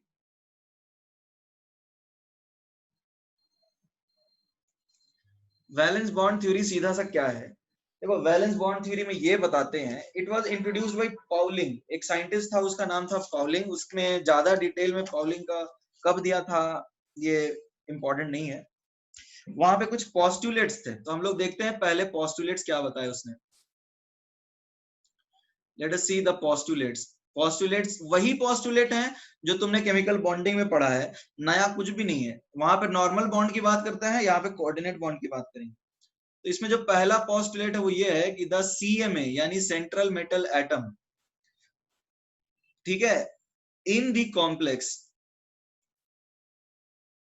In the complex, ठीक है। तो वैसे ही वीवीटी है, यहाँ पे थोड़ा सा अलग है, मतलब वहां नॉर्मल बॉन्ड की बात करते थे, यहाँ कोऑर्डिनेट बॉन्ड की बात करते हैं, ठीक है। नॉर्मल बॉन्ड की बात करते थे, यहाँ को कोऑर्डिनेट की बात करेंगे। तो देखो, नॉर्मल बॉन्ड किस में होता था बताओ? नॉर्मल बॉन्ड जो पढ़ते थे उसमें हाफ फील्ड ओवर के ओवरलैपिंग से बनता था, राइट? एवरीबॉडी ये याद है ना? जैसे हाइड्रोजन और हाइड्रोजन के बॉन्ड बनाना है तो हाफ फील्ड ऑर्बिटल के ओवरलैपिंग से बॉन्ड बनता था। Everybody is that clear? ये कोई बताएगा ही नहीं। एक कॉलम इस तरह से बनाता हूं, हाफ फील्ड ऑर्बिटल से क्या बनता था? Overlapping of half filled orbital क्या होता था बताओ? हाफ फील्ड ऑर्बिटल के ओवरलैपिंग से क्या होता था? इससे बनता था नॉर्मल बॉन्ड। और फुल्ली फिल्ड इलेक्ट ऑर्बिटल देता था यदि वेकेंट में, तो इससे क्या बनता था बताओ? Coordinate bond. यहां पे वही चीज है, उससे ज्यादा दो तीन चीजें हैं, वी विल डिस्कस दैट। तो पहला चीज वही है, ये जो चीजें हैं ये तो वही पुराने वाले वीवीटी से हैं, नया कुछ नहीं है। तो अब देखो क्या है, CMA in the complex accepts electron pairs. The CMA in the complex, central metal atom जो होता है कॉम्प्लेक्स में, वो क्या करता है? एक्सेप्ट करता है electron pairs, electron pairs from the ligands. देखो, ये कोई नई बात नहीं है, ये वही चीज है जो तुमने केमिकल बॉन्डिंग में पढ़ा है कि लिगेंड यहाँ पे नया टर्म दे दिए। जैसे NH3 अपना लोन पे किसी को देगा तो वो कोऑर्डिनेट बॉन्ड बनेगा। तो कोऑर्डिनेट बॉन्ड कैसे बनता है? Overlapping of fully filled and vacant orbitals. I hope it is clear to everyone. Is that clear? यानी लिगेंड अपने इलेक्ट्रॉन मेटल के खाली ऑर्बिटल में देगा, vacant orbital. Is that clear? Ligand अपने इलेक्ट्रॉन मेटल के खाली ऑर्बिटल में देता है और उससे कोऑर्डिनेट बॉन्ड बनता है। इसमें नेक्स्ट पॉइंट क्या है? द नंबर ऑफ, इसमें यही पॉइंट है actually, the number of empty orbitals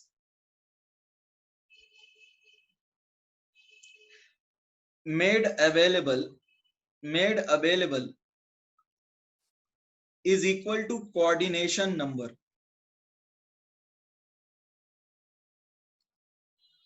is equal to coordination number of complex या फिर coordination number of CMA। ये बात समझ में आई?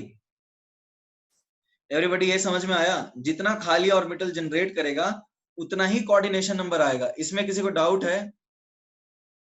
अरे देखो क्या है, खाली ऑर्बिटल में इलेक्ट्रॉन लेता है, तो यदि 4 खाली ऑर्बिटल जनरेट किया तो 4 इलेक्ट्रॉन ले लेगा और कोऑर्डिनेशन नंबर 4 हो जाएगा।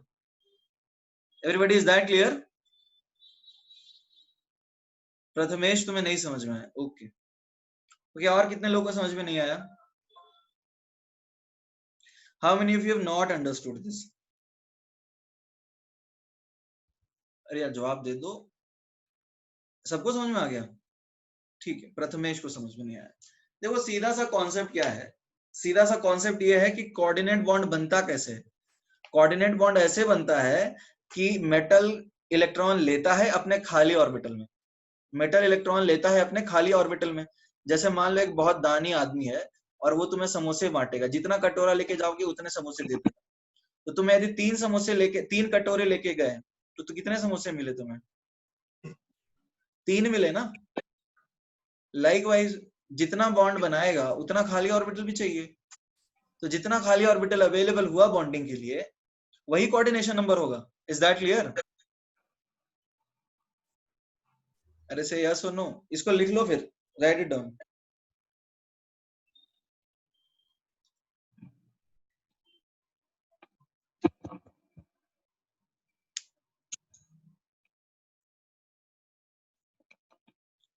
Everybody written? ठीक है, Sir, please wait. ओके ठीक है।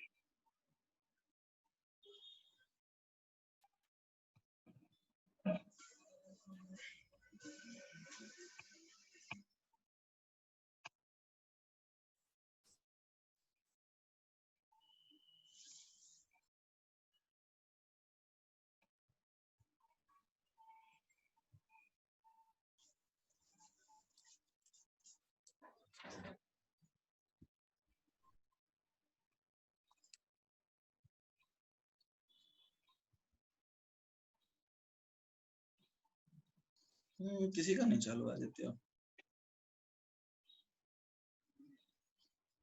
ओके एवरीबॉडी, अब तो लिख लिया होगा ना, ज्यादा टेंशन नहीं लेना है। सीधा क्या है, सीधा इलेक्ट्रॉन दे रहा है लिगेंड और मेटल खाली एटम लेके आ रहा है। मतलब ऐसे मान लो लिगेंड दानी इंसान है और मेटल गरीब है, वो कटोरा लेके आता है और लिगेंड उसको इलेक्ट्रॉन देता है।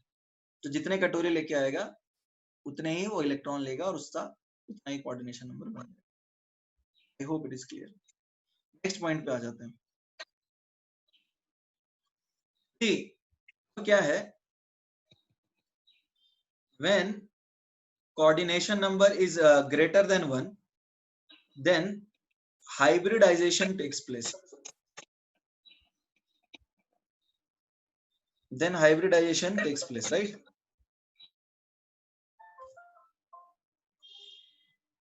देखो ये तो वही कॉन्सेप्ट है जो हमने वीवीटी में भी पढ़ा था, मतलब केमिकल बॉन्डिंग में पढ़ा था, कि जब स्टेरिक नंबर 1 से ज्यादा होता है, मान लो किसी को, जैसे ऐसा मान लो समोसे किसी को बड़े मिल गए और किसी को छोटे मिल गए, तो लोगों में क्या होगा, टेंशन और विवाद उत्पन्न होगा। इसलिए सबको बराबर सेम साइज का समोसा बांटना है, ठीक है। तो यदि वो 1 से ज्यादा समोसा बांट रहा है तो सबके साइजेस क्या रखने चाहिए, सेम रखने चाहिए। एक्चुअली बॉन्डिंग में कॉन्सेप्ट ये होता है कि सारे बॉन्ड लेंथ इक्वल होंगे ना, तो स्टेबिलिटी होगी क्योंकि सिमेट्रिकल होगा वो। Everybody is that clear? Okay fine.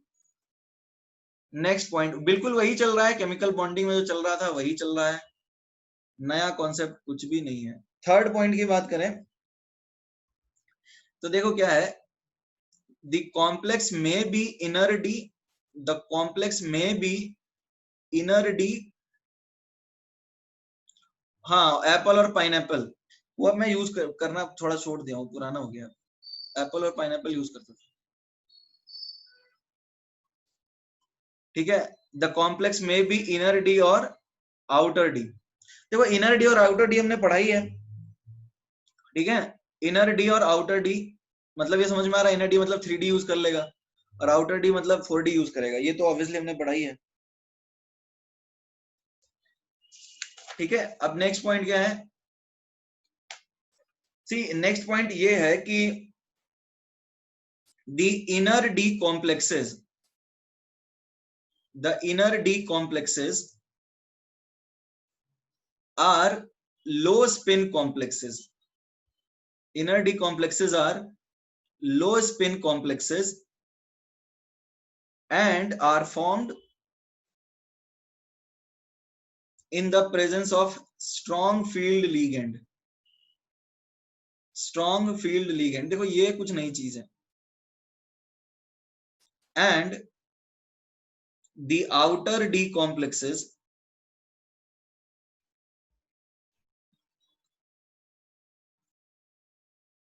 are high spin complexes. अरे रुक तो जा, लिख तो लेने दे, I'll explain, रुक जाओ। are high spin complexes and are formed with weak field ligands.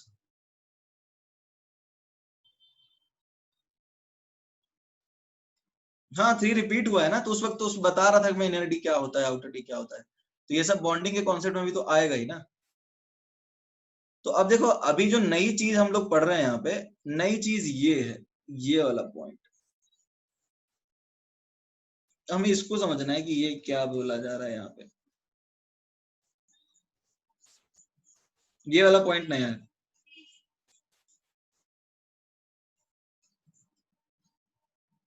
ठीक है, इसको लिख लो पहले, देखते हैं क्या है इसका मतलब।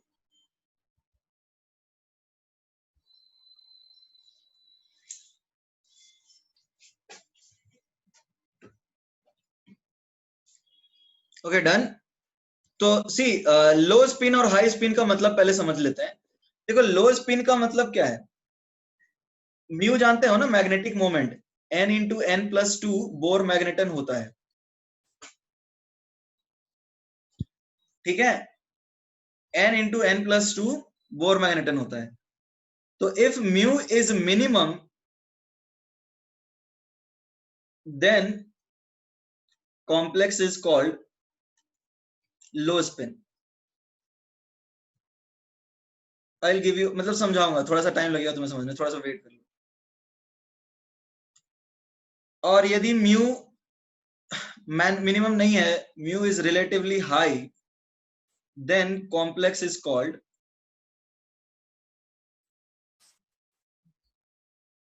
High spin.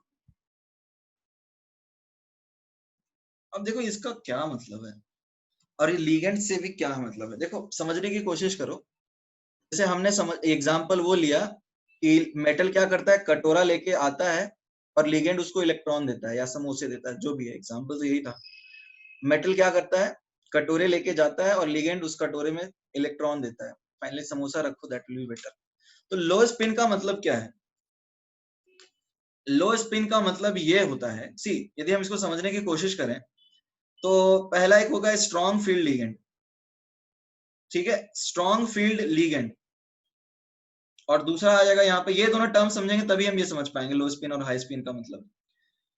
ठीक है, तो ये पहले दोनों टर्म्स भी डिफाइन कर लेते हैं, उसके बाद ही हम बता पाएंगे। फिर आता है वीक फील्ड लीगेंड, ठीक है, स्ट्रॉन्ग फील्ड, ये ऊपर वाला लिख लिया था ना सबने, पहले इन दोनों का डेफिनेशन देख लेते हैं, उसके बाद विल सी एग्जांपल्स, ठीक है ना। Everybody written, okay.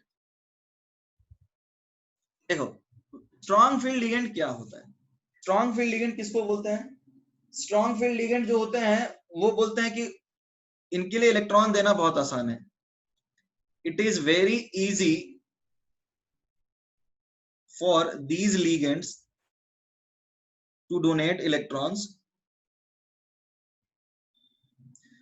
और ऐसा बोल सकते हैं these are the ligands with high polarizability।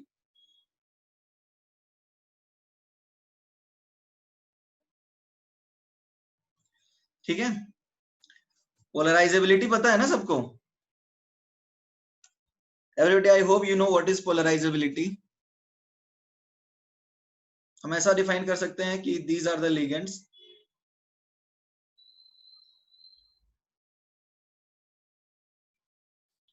with relatively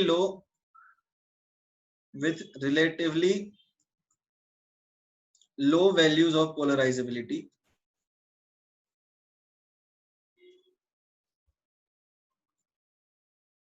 ठीक है। तो अब देखो क्या है, देखो ये लेस और कौन कितना रिलेटिव टर्म नहीं बताते हैं, स्ट्रॉन्ग फील्ड लिगेंड्स और वीक फील्ड लिगेंड्स पे रुक जाओ, अभी पहले जो चल रहा है उस सीक्वेंस में चलने दो, आगे के क्वेश्चंस हम लोग करेंगे डिस्कस, लेस और फाइन। अब देखो स्ट्रॉन्ग फील्ड लिगेंड का मतलब क्या है, हम कुछ एग्जांपल्स ले लेते हैं, जैसे एग्जांपल क्या है, Cn minus, CO ethylene diamine, ठीक है, NH3, ठीक है, EDTA, EDTA हो गया, ठीक है, ट्राई हो गया, इस तरह के जो लिगेंड्स हैं etcetera. In fact you can also take C2O4 2 minus. I will tell you आप लोगों को करना क्या है, सुन लो। स्ट्रॉन्ग फील्ड लिगेंड, अच्छा एक बात बताओ, तुम्हारे पास बहुत सारे एलिमेंट्स हैं, कार्बन, ऑक्सीजन, नाइट्रोजन, या फिर ऐसा करो, सी तुम्हारे पास बहुत सारे एलिमेंट्स हैं जहां से इलेक्ट्रॉन डोनेट हो रहे हैं, ठीक है, तो इलेक्ट्रॉन डोनेटिंग सेंटर क्या क्या हो सकता है? हो सकता है कार्बन, नाइट्रोजन, ऑक्सीजन, हैलोजन। तो अब बताओ इलेक्ट्रॉन लेना किससे आसान है? मान लो जैसे मेटल के पास खाली ऑर्बिटल है, यानी उसका पेट खाली है, और वो लिगेंड क्या करेगा, लिगेंड क्या करता है, वो खाना बांटता है। तो मेटल का पेट खाली है और इलेक्ट्रॉन उसको लेना है, तो कहां से इलेक्ट्रॉन लेगा बताओ? जिससे इलेक्ट्रॉन लेना आसान हो, जिसका पोलराइजेबिलिटी आसान हो, राइट? जो आसानी से इलेक्ट्रॉन दे दे उसको बोलते हैं ज्यादा पोलराइजेबल। तो अब ज्यादा आसानी से कौन इलेक्ट्रॉन देगा, कार्बन देगा या नाइट्रोजन देगा? पोलराइजेबिलिटी ये ऑर्डर है, this is the order of polarisability. Polarisability का ऑर्डर है, सबसे आसानी से कार्बन होगा, फिर N, फिर O, फिर X, X stands for halogen. तो अब देखो क्या है, कार्बन एंड नाइट्रोजन यदि डोनर है तो वो हमेशा होता है SFL, यानी स्ट्रॉन्ग फील्ड लिगेंड। यदि डोनेट कर रहा है कार्बन और नाइट्रोजन तो SFL है, strong field ligand, because metal उनसे इलेक्ट्रॉन ले ही लेता है आसानी से, क्योंकि इनकी टेंडेंसी रिलेटिवली इलेक्ट्रॉन देने की है, मतलब इलेक्ट्रॉन खींचना आसान है। बट यदि ऑक्सीजन और हैलोजन डोनर है, NO प्लस में एक्चुअली क्या है, NO प्लस में SFL है, बट एक्चुअली में वो क्या है, वो पाई बॉन्ड डोनेट करता है, MOT होता है सौरभ, ठीक है। That is not explained as per normal theories, that is explained as per MOT, ठीक है। If O and X are donor तो हम इसको बोलेंगे WFL, यानी वीक फील्ड लिगेंड। क्यों? बिकॉज इससे इलेक्ट्रॉन लेना रिलेटिवली आसान नहीं है, ठीक है ना। और एक और चीज, यदि तुम्हारे पास कॉम्प्लेक्स में चेलेशन है, यानी रिंग वगैरह बन जा रहा है, तब तो वो स्टेबिलिटी बढ़ा रहा है ना, तो वो भी SFL होगा। नो चेलेशन तो यहाँ तो उसको जरूर नहीं है। अरे मान लो कोई एकदम सांप की तरह लिपट जाता है, देख रहे हो 5-6 मेंबर रिंग बना दे रहा है, तो वो तो ऑब्वियसली हाइड्रोजन, जैसे DMG हाइड्रोजन बॉन्ड वगैरह बना लेता है, एकदम रिंग मस्त बना देता है, पूरा स्टेबलाइज कर देता है सिस्टम को। तो सारे लगभग जितने भी पॉलीडेंटेड लिगेंड्स हैं वो तो सबके सब स्ट्रॉन्ग फील्ड लिगेंड ही है। जैसे पिरिडीन हो गया, पिरिडीन भी जैसे तुम्हें पूछा जा सकता है, पिरिडीन को एक लिगेंड की तरह बताया जाए तो वो भी स्ट्रॉन्ग फील्ड आएगा, क्योंकि डोनेट करने वाला नाइट्रोजन है, ठीक है। तो अब कौन है स्ट्रॉन्ग फील्ड लिगेंड? एक तो जो पॉलीडेंटेड वाले हो गए, जो एकदम सांप की तरह लिपट जाते हैं, 5-6 मेंबर के रिंग बना लेते हैं, हाइड्रोजन बॉन्डिंग कर लेते हैं। चेलेशन का मतलब नहीं समझे, chelation is formation of polydentate ring, chelation is formation of ring, nothing else. 5 और 6 मेंबर रिंग का फॉर्मेशन जो होता है दैट इज कॉल्ड चेलेशन। तो चेलेशन तो एक तरह से जबरदस्ती चिपक जाता है ना मेटल के आसपास, स्टेबल रिंग बना करके, ठीक है। तो उनको निकालना आसान नहीं है, तो वो आसानी से स्ट्रॉन्ग फील्ड लिगेंड की तरह काम करेंगे। बट ये जो कार्ब जैसे ऑक्सीजन और हेलोजन वाले डोनर हैं, वो हमेशा वीक फील्ड लिगेंड में ही आएंगे, ठीक है। जैसे क्या हो गया, I minus, Br minus, Cl minus. F minus तो लिगेंड होता ही नहीं है, बहुत बेकार लिगेंड होता है F माइनस।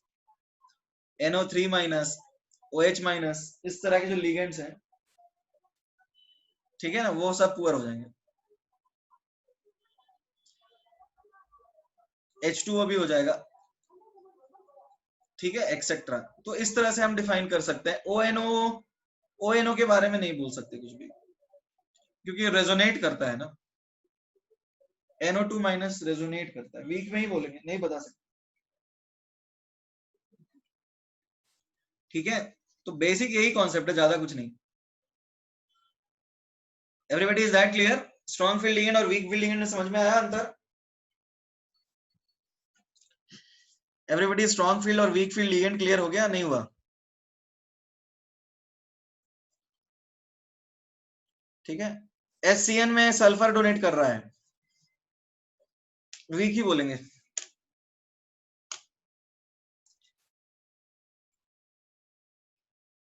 देखो यदि कुछ अलग केस आएगा ना तो वो तुमको दे देगा कि this is strong field ligand, कुछ अलग सा एकदम लिगेंड होगा तो that will be given in the question, किसको एज्यूम कीजिए स्ट्रॉन्ग है। वैसे सीएफटी थोड़ा सा ज्यादा डिटेल बताएगा हमें इसके बारे में, अलग तरीके से सीएफटी बताता है। Everybody written?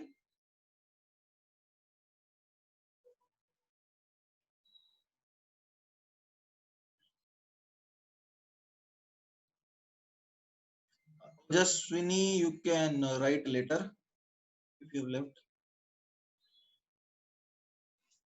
फाइन, तो फाइन, आई इनके पहले क्या लिखा है? आई इनके पहले क्या है? आई इनके पहले ईडीटी है, इथिलीन डाइअमाइन टेट्राएसीटेट, ठीक है, ईडीटी है। ओके, तो देखो ये हो गया स्ट्रॉन्ग फील्ड लिगेंड और वीक फील्ड लिगेंड। तो स्ट्रॉन्ग फील्ड लिगेंड कौन? जो पॉलीडेंटेड है, एकदम सांप की तरह चिपक जाता है, छोड़ता ही नहीं है। और दूसरा वो जो इससे इलेक्ट्रॉन लेना आसान है। Is that clear? तो अब देखो एक और पॉइंट हमें लिखना है यहाँ पे। एक और पॉइंट क्या है यहाँ पे? एक पॉइंट ये है कि SFL causes pairing of electrons, SFL causes pairing of electrons। अब देखो ये नई चीज है, इसके लिए फिर रुक जाओ। और यहाँ क्या है? WFL does not cause pairing of electrons।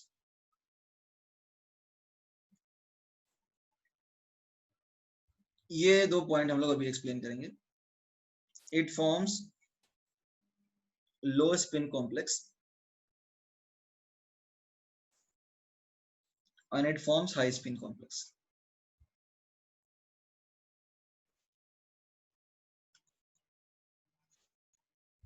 ठीक है एवरीबॉडी, लिख लिया सबने यहां तक? अब हम देखेंगे कैसे हम क्या बोल रहे हैं। Everybody done? फाइन, तो अब देखो we will take a few examples. कुछ एग्जांपल्स एनसीईआरटी के ले लेते हैं टू स्टार्ट विद। जैसे मान लो तुम्हारे पास एक एग्जांपल है CONH3 whole 3। See suppose you have, SFL का फुल फॉर्म है स्ट्रॉन्ग फील्ड लिगेंड, WFL का फुल फॉर्म है वीक फील्ड लिगेंड, ठीक है। SFL मतलब स्ट्रॉन्ग फील्ड लिगेंड और WFL मतलब weak field ligand, nothing else. Does low spin have any? No, spin quantum number से कनेक्शन नहीं है, मैग्नेटिक मोमेंट है, ठीक है। Let us take up an example।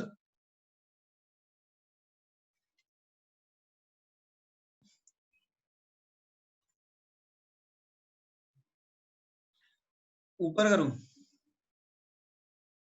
ठीक है। We have an example CO, हमारे पास एक एग्जांपल है CONH3 whole 6 Cl3। This is a complex, ठीक है। ये हम कॉम्प्लेक्स है, अभी हम लोग इसके डिस्कस करेंगे अलग अलग प्रॉपर्टीज थ्रू VVT। हमारे पास एक कॉम्प्लेक्स है CONH3 होल 6 Cl3, ठीक है। अब देखो कोबाल्ट का एटॉमिक नंबर क्या होता है एवरीबॉडी बताइए? 4s2 3d7। तुम इसमें ऑक्सीडेशन स्टेट देखोगे तो +3 है, यहाँ कोबाल्ट का ऑक्सीडेशन स्टेट +3 है। Is that clear? Everybody is that clear? से यस और नो? ठीक है, तो अब हमें CO3+ का कॉन्फ़िगरेशन देखना है। तो CO3+ का कॉन्फ़िगरेशन क्या आएगा? 3d6 4s0। Is that clear everyone? Okay, तो अब देखो क्या है, अब हम कॉन्फ़िगरेशन लिखते हैं किसका? CO3+ का, राइट। तो अब हमारे पास कॉन्फ़िगरेशन क्या है?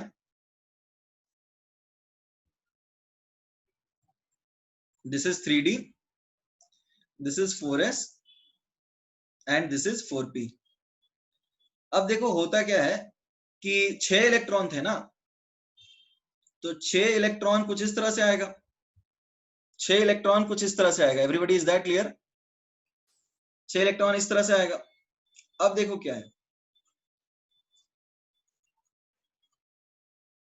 अब लिगेंड क्या करेगा, लिगेंड इलेक्ट्रॉन देने वाला है, राइट? लिगेंड इलेक्ट्रॉन देगा ना, कहां इलेक्ट्रॉन देगा बताओ एवरीबॉडी? लिगेंड इलेक्ट्रॉन कहां देगा, खाली ऑर्बिटल में इलेक्ट्रॉन देगा। तो अब यदि खाली ऑर्बिटल क्या है, ये खाली है, ये खाली है और ये खाली है। Is that clear everybody? Is that clear? ये खाली है, ये खाली है और ये खाली है।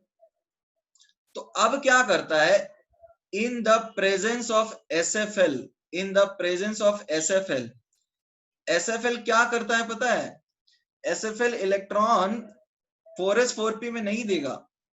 SFL क्या करेगा, यहां पे 1 2 3 4 पेयर कर देगा और ये खाली कर लेगा 3D में, और ये इलेक्ट्रॉन कुछ इस तरह से देगा। अब ये इलेक्ट्रॉन यहां देगा, यहां देगा।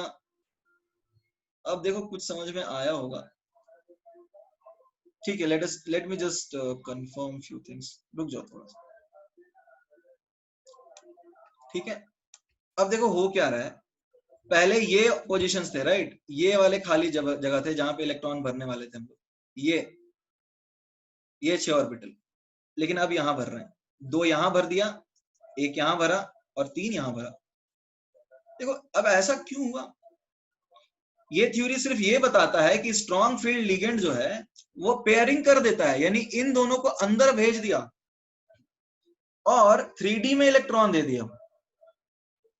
ये थ्योरी ये बताता है कि ये इन दोनों को अंदर भेज दिया और इलेक्ट्रॉन कहां दे दिया, 3D में दे दिया और इनर डी कॉम्प्लेक्स बनाया। इसका हाइब्रिडाइजेशन क्या हो गया, D2sp3।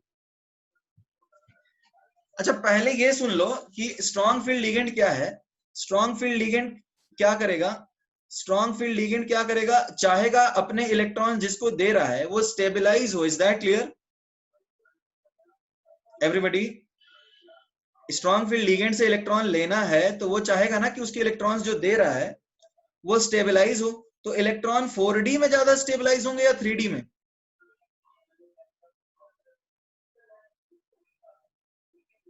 तो 3D में स्टेबलाइज होंगे। तो कॉन्सेप्ट बस इतना ये चाहता है कि SFL जो है वो इलेक्ट्रॉन देना चाहता है, उसकी बहुत ज्यादा टेंडेंसी है इलेक्ट्रॉन देने की। तो इलेक्ट्रॉन देने की बहुत ज्यादा टेंडेंसी है, तो वो 4D में ना दे करके यदि 3D में ही जगह बन जाता है तो 3D में ही दे देगा। तो SFL क्या करेगा, इनको पेयर करके इधर बिठा देगा। अरे जैसे मान लो, समझने के लिए एग्जांपल बहुत सारे दे सकते हो। जैसे मान लो ये 3 सीट्स हैं, ठीक है? और एक बच्चा B1 यहाँ बच्चा बैठा है और ये बच्चा 2 यहाँ बैठा है, और एक मोटा बच्चा B3 आया, ठीक है? B3 के लिए यहाँ पर एक खाली जगह, वो यहाँ बैठ सकता है। तो मोटा बच्चा क्या करता है, इसको इधर बिठा के यहाँ बैठ जाता है, और पतला बच्चा क्या करेगा, वो यहीं आके बैठेगा। ये समझ में आ रहा है? ये एक जगह है, बेंच 1 बेंच 2 बेंच 3 बेंच 4। यहाँ बच्चा 1 बैठा है, ये खाली है, यहाँ बच्चा 2 बैठा है और यहाँ आ रहा है बच्चा 3। तगड़ा बच्चा, इसको इधर भेज दिया। खैर ये नहीं समझ में आ रहा है तो तुम यहाँ पर यही कॉन्सेप्ट ले लो कि स्ट्रॉन्ग फील्ड लिगेंड क्या करेगा, वो चाहेगा कि अपने इलेक्ट्रॉन्स वहां पे दे जहां वो सबसे ज्यादा स्टेबलाइज हो सकते हैं। तो पोलराइजिंग पावर 3D की ज्यादा है एज कंपेयर टू 4D, इसलिए वो 3D को इलेक्ट्रॉन देगा। और यदि 3D में खाली जगह बनती है तो वो 3D में ही इलेक्ट्रॉन देगा, ना कि 4D। Is that clear? अब कुछ समझ में आ रहा है? स्ट्रॉन्ग फील्ड लिगेंड बहुत सारे इलेक्ट्रॉन लेके आ रहा है, स्ट्रॉन्ग फील्ड लिगेंड बहुत सारे इलेक्ट्रॉन लेके आ रहा है। तो वो चाहेगा ना कि वो वहां पे इलेक्ट्रॉन दे जहां पे उसका इलेक्ट्रॉन सबसे ज्यादा स्टेबलाइज हो जाए। तो अब या तो वो क्या कर सकता है, sp3d2 4D में 2 इलेक्ट्रॉन दे सकता है या 3D में दे सकता है, बट वो 3D में ज्यादा स्टेबलाइज होगा। तो वो करता क्या है, इनको पेयर करके पहले भेज देता है, और उनको पेयर करके पहले भेज देगा और 3D में इलेक्ट्रॉन देगा। तो लिगेंड इलेक्ट्रॉन दे रहा है इनमें, इन ऑर्बिटल्स में।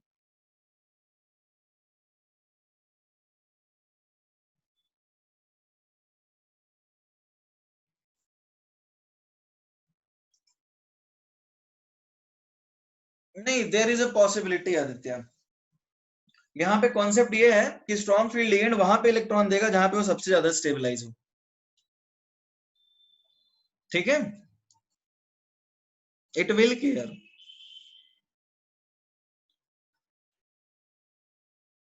ट्रांजिशन स्टेट बनता है यहाँ पे एक, वो ट्रांजिशन स्टेट 3D के साथ ज्यादा स्टेबल बनेगा एज कंपेयर टू 4D, इसलिए ये फॉलो करते हैं। खैर वो इस पर्टिकुलर टॉपिक में हम लोग नहीं बोलते हैं। तो अब देखो क्या है, यहाँ पे अनपेयर्ड इलेक्ट्रॉन कितने थे, देखो अब यहाँ पे क्या है, अनपेयर्ड इलेक्ट्रॉन्स कितने हैं, नंबर ऑफ अनपेयर्ड इलेक्ट्रॉन्स कितने हैं एवरीबॉडी। तो देखते हैं हम Saurabh, will take up those examples. यहाँ पे अनपेयर्ड इलेक्ट्रॉन्स कितने हैं, 0। तो अब देखो क्या है, strong field ligand leaves minimum number of unpaired electrons. Strong field ligand क्या करता है, it leaves minimum number of unpaired electrons. ये क्या करता है, ये minimum number of unpaired electrons को छोड़ता है। तो इसने क्या किया, thus it generates a low spin complex. It generates a low spin complex with minimum magnetic moment. ये समझ में आया, with minimum magnetic moment.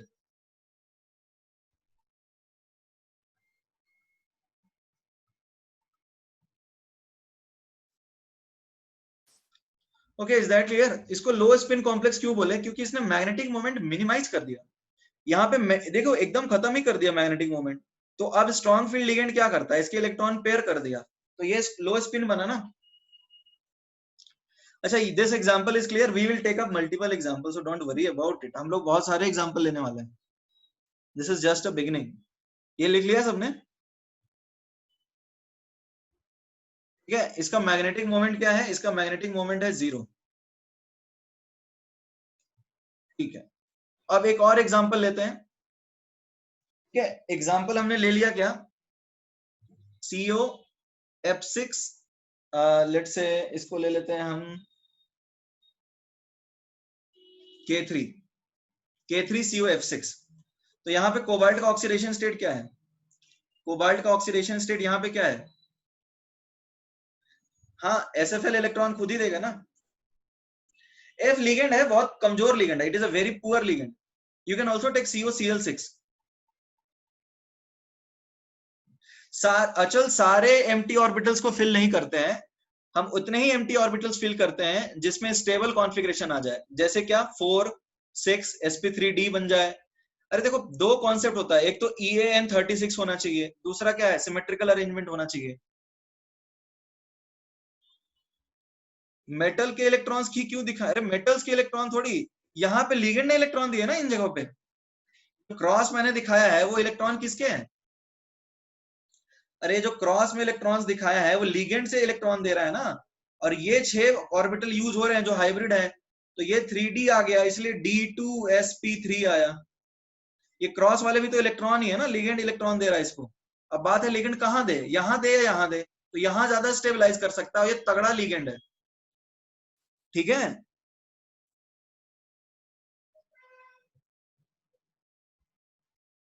तो अभी देखो F- is a very poor ligand, ये तुम ले सकते हो, या फिर COCl6 ले सकते हो, दोनों सेम ही आ जाएगा। ये +3 है।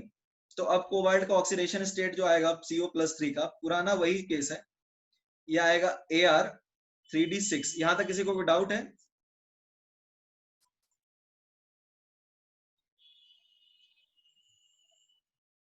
अब देखो ये 3D, ये 4s,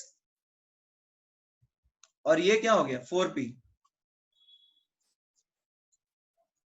और ये 4d। अब देखो, अब यहाँ पे लिगेंड जो है Cl- ले लो, F- ले लो, ये बहुत पुअर लिगेंड है, इनको इलेक्ट्रॉन देने की कोई इच्छा नहीं है। तो ये इलेक्ट्रॉन किसको देंगे, जो तगड़े से पकड़ के रखे या फिर जो धीरे से पकड़ के रखे।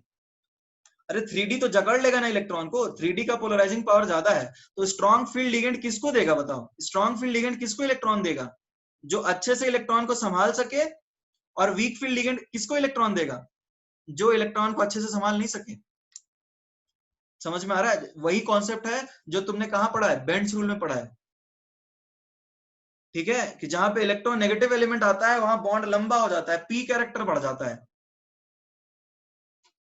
F- इलेक्ट्रॉन देना नहीं चाहता है, तो ये 3D को इलेक्ट्रॉन देगा तो वो ज्यादा खींच लेगा, तो 3D को इलेक्ट्रॉन देना चाहेगा F-।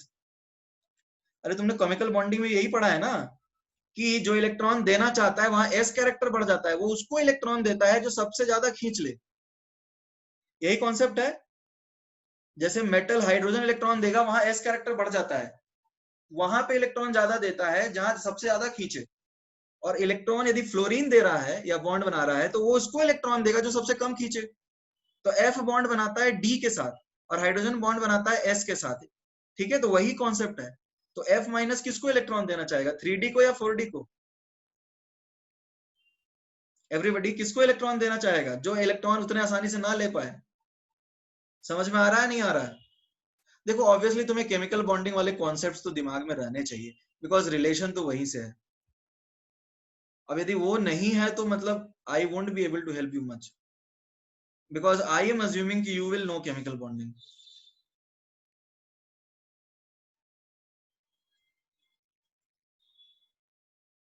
तो अब ये इलेक्ट्रॉन यहां पे देगा क्योंकि ये इलेक्ट्रॉन अच्छे से नहीं ले पाएगा।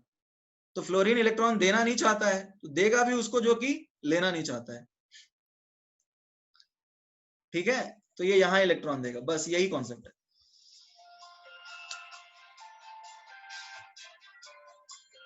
ठीक है, राइट इट डाउन। एक कॉल आ रहा है मुझे, तब लिख लो, है ना। हेलो,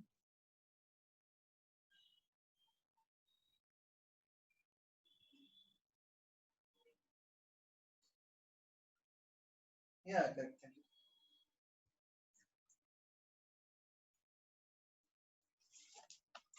ओके, तो I hope everybody return fine. तो अब देखो क्या है, जो इलेक्ट्रॉन, जैसे बेंड्स रूल हमने पढ़ा था ना, बेंड्स रूल, इलेक्ट्रॉन जैसे हाइड्रोजन देता है तो वो वहां पे देता है जो आसानी से उसको पकड़ सके, मेटल इलेक्ट्रॉन उसको देता है जो इलेक्ट्रॉन अच्छे से संभाल सके। ठीक है, बेंड्स रूल वाला कॉन्सेप्ट है। और उसी तरह से F माइनस पुअर लिगेंड है, तो वो उसको इलेक्ट्रॉन नहीं देगा, वो उसको इलेक्ट्रॉन देना नहीं है।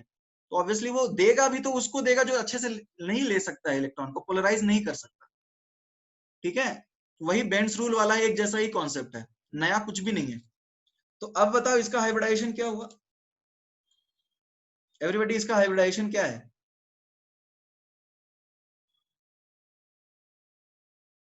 एवरीबॉडी इसका हाइब्रिडाइजेशन क्या है? देखो हाइब्रिडाइजेशन आया sp3d2 क्योंकि ये ऑर्बिटल यूज हो रहे हैं। ठीक है, नंबर ऑफ अनपेयर्ड इलेक्ट्रॉन्स कितने हैं? और sp3d2 में तो ऑब्वियसली ऑक्टाहेड्रल होगा। नंबर ऑफ अनपेयर्ड इलेक्ट्रॉन्स कितने हैं बताओ? नंबर ऑफ अनपेयर्ड इलेक्ट्रॉन्स कितने हैं? 4। तो मैग्नेटिक मोमेंट क्या आया? 4 into 6 यानी √24 बोर मैग्नेटन। तो अब तुमको लगता है स्पिन इसमें कम है? यह है हाई स्पिन कॉम्प्लेक्स, यानी कि वीक फील्ड लिगेंड ने बनाया हाई स्पिन कॉम्प्लेक्स और स्ट्रॉन्ग फील्ड लिगेंड ने बनाया लो स्पिन कॉम्प्लेक्स। देखो अब I have tried to make sure that you understand this, but हाँ obviously the concepts of chemical bonding are to be used. इसमें किसी को डाउट है तो पूछो।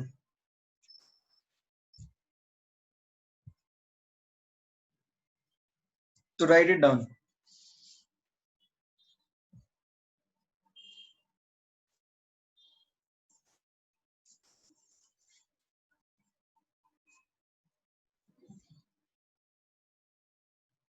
ओके रिटर्न, चलो ठीक है।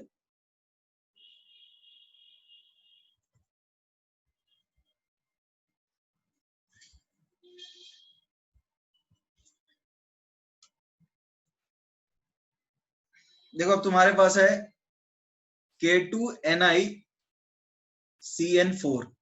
इसके लिए बताओ लो स्पिन कॉम्प्लेक्स ज्यादा स्टेबल होंगे, हाँ ऑब्वियसली, क्योंकि बॉन्डिंग अच्छी है ना, लो स्पिन कॉम्प्लेक्स से ज्यादा स्टेबल होंगे ऑब्वियसली। और दूसरा हाई स्पिन वाला तो इलेक्ट्रॉन देने की इच्छा रखता ही नहीं है ना, तो वो कॉम्प्लेक्स कहां से स्टेबल होगा? Everybody I hope it is clear कि low spin complexes will be more stable, क्योंकि वहां पर कोवेलेंट बॉन्डिंग ज्यादा हो रहा है। कोवेलेंट बॉन्डिंग तो तभी अच्छा होगा जब हाईएस्ट पोलराइजिंग पावर और हाईएस्ट पोलराइजेबिलिटी वाला बॉन्ड बने। ठीक है, इसके लिए बताओ क्या आएगा? हाइब्रिडाइजेशन बताओ, हाइब्रिडाइजेशन बताओ क्या है? ठीक है, मैग्नेटिक मोमेंट बताओ क्या है? ठीक है, और शेप बताओ क्या है, ये 3 चीजें बताओ। अच्छा ये बताओ इसका कोऑर्डिनेशन नंबर क्या है, कोऑर्डिनेशन नंबर 4 है, तो कोऑर्डिनेशन 4 में तो यही हो सकता है ना, DSP2 SP3 या D3S, ठीक है।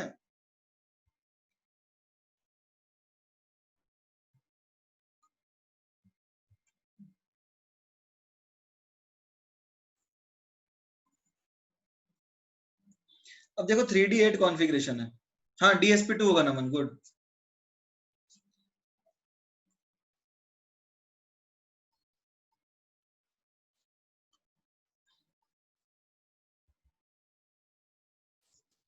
DSP2 बराबर है,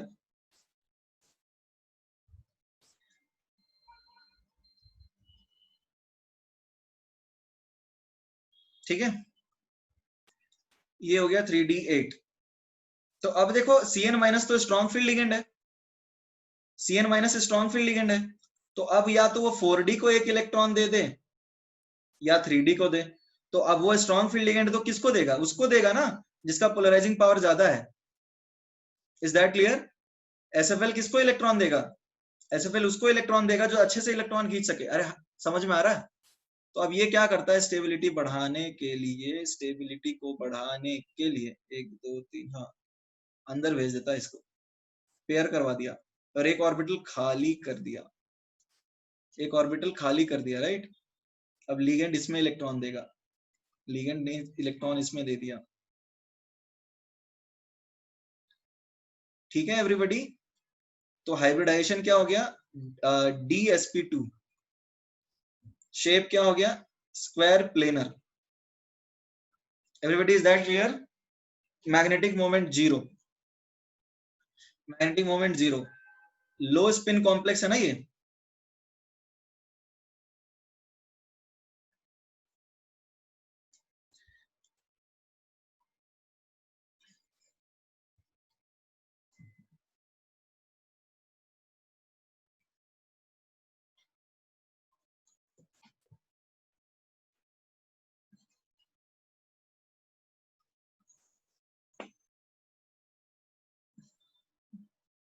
Everybody written?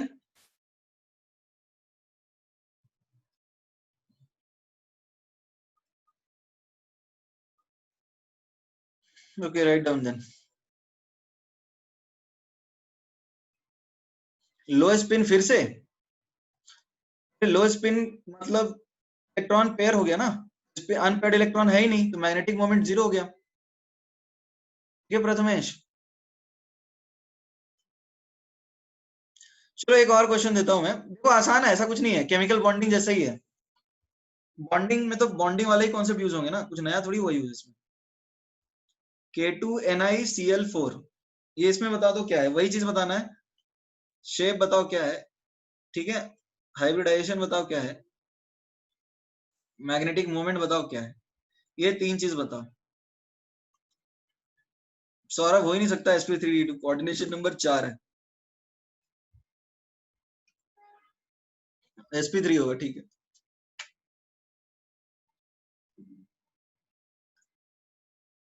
sp2d नहीं, पहले p खत्म करो तब d में जाओ।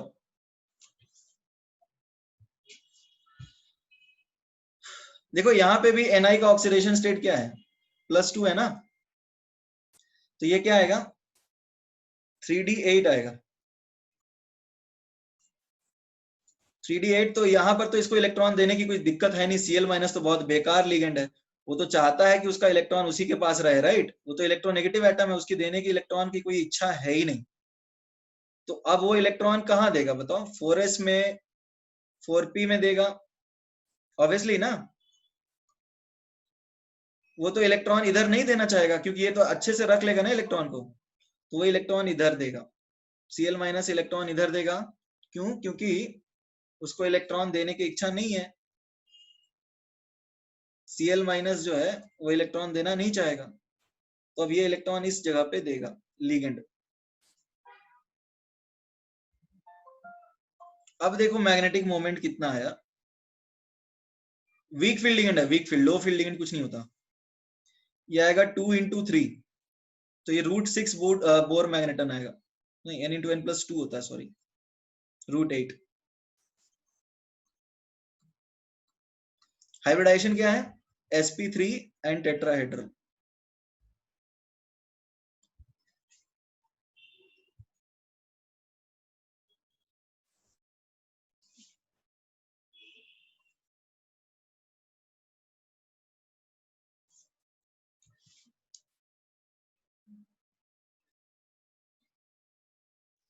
Everybody done? एवरीबॉडी समझ में आ गया? लिख लिया सबने?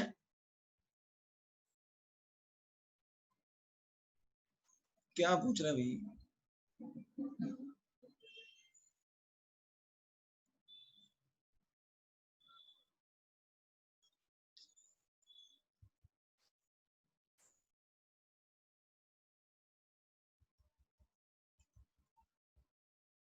Okay, see, Prathamesh, refer to the concepts of chemical bonding. That is actually Bend's rule. We are dealing as per Bend's rule, है ना? Bend's rule वाला जो concept bonding का होता है वही चल रहा है यहाँ पे। नया कुछ खास नहीं आ गया ये। वही VDP, वो N2 कैसे आया? अजीम, अनपेड इलेक्ट्रॉन देखो कितना है यहाँ पे? अनपेड इलेक्ट्रॉन तो 2 ही है ना?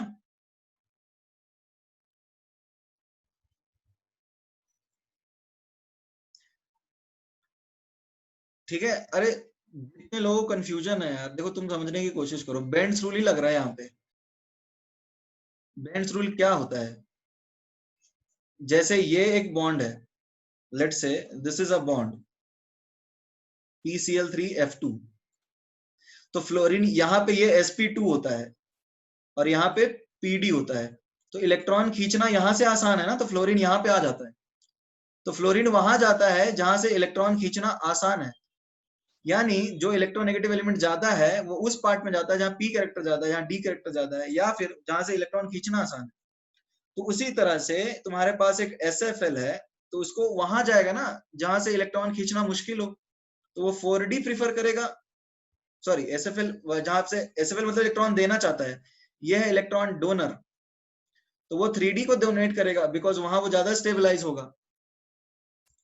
जैसे क्या होता है यहाँ पे, बेंड्स रूल के हिसाब से इलेक्ट्रॉन डोनर कहाँ जाते हैं, मेटल्स कहाँ जाते हैं इलेक्ट्रॉन डोनर?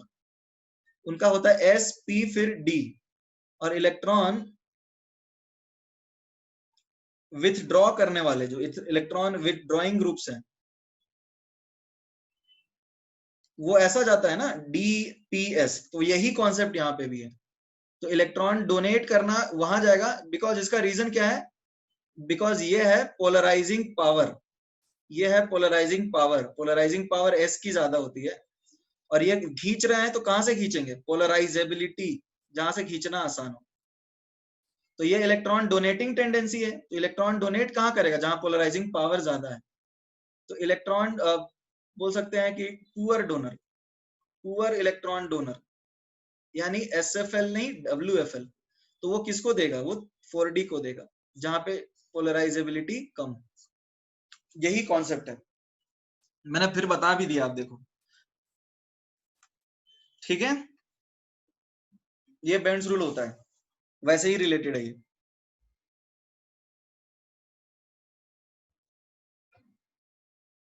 आगे बढ़ जाएं, बेटी आगे बढ़ जाएं।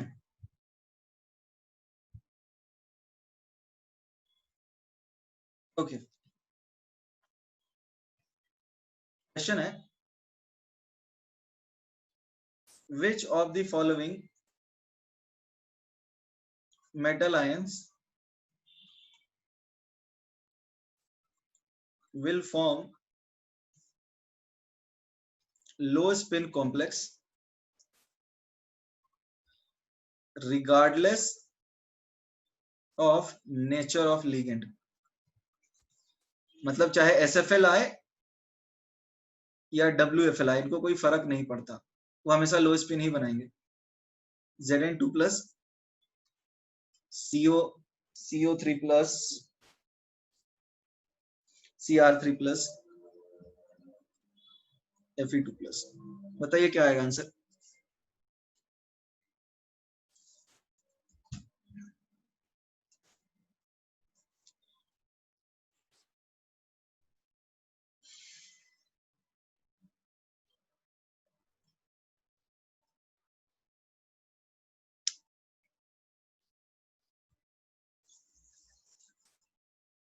ओजस्वी, योर आंसर इज करेक्ट। ठीक है, गुड। प्रतीक, सही है तुम्हारा आंसर। बाकी लोगों ने गलत आंसर दिया है। तन्मय, करण, श्लोक, आदि, रिया, गलत है आंसर।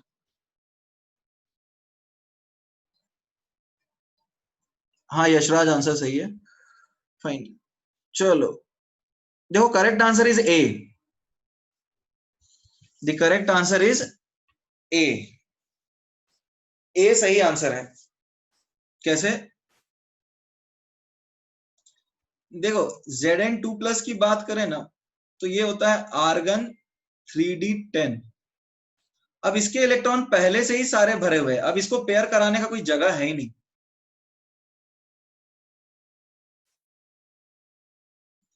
ठीक है, ये 3d है और ये 4s है और ये 4p है। तो अब ऐसा कुछ नहीं है कि लिगेंड अंदर भेजेगा, जगह ही नहीं है अंदर। पेयरिंग हो सकता है क्या? नो पेयरिंग इज पॉसिबल, क्योंकि ऑलरेडी सारे पेयर हैं।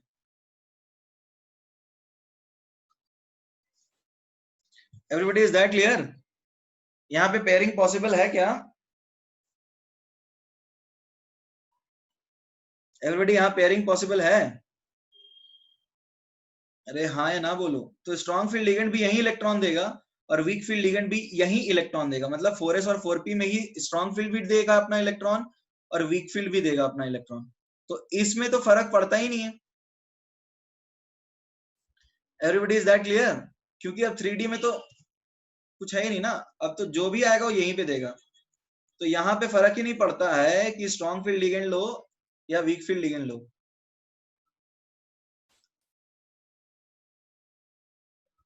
ओके,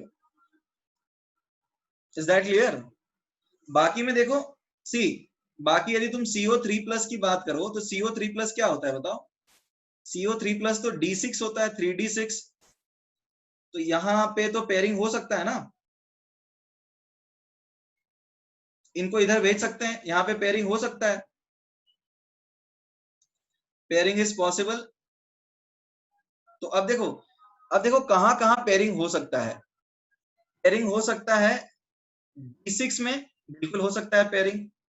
D7 में हो सकता है क्या? D7 में भी पेयरिंग हो सकता है ना, बताओ। D6 में हमने देखा हो सकता है, D7 में पेयरिंग हो सकता है।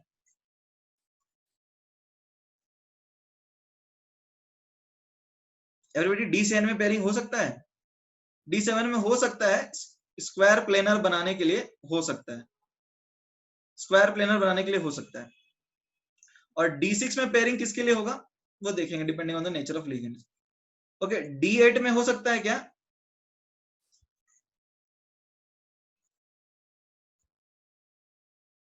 D8 में हो सकता है ना, फिर से स्क्वायर प्लेनर बनाएगा। ओके,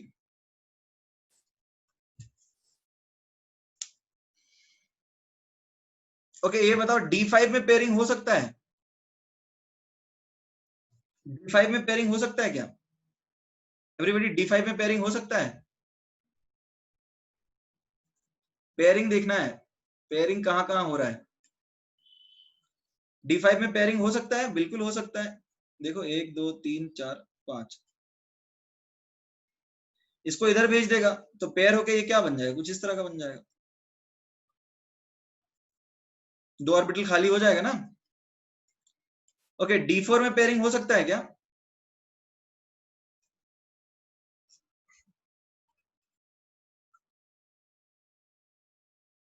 D4 में पेयरिंग हो सकता है, 2 ऑर्बिटल खाली कर सकते हैं हम तो।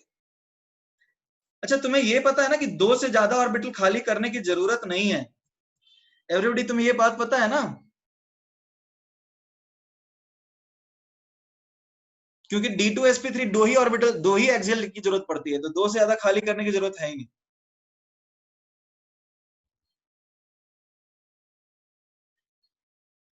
D3s का केस देखने वाले हैं हम। Everybody done?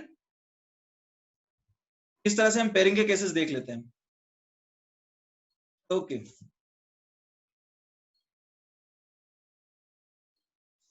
ओके, एक क्वेश्चन है, प्रेडिक्ट D9 पे भी आएंगे, D will come to D9। D9 तो खास केस होता है एक, D9 is a special case. D9 मैंने नहीं लिखा है, I know that. D9 is a special case. Wait, predict hybridization इन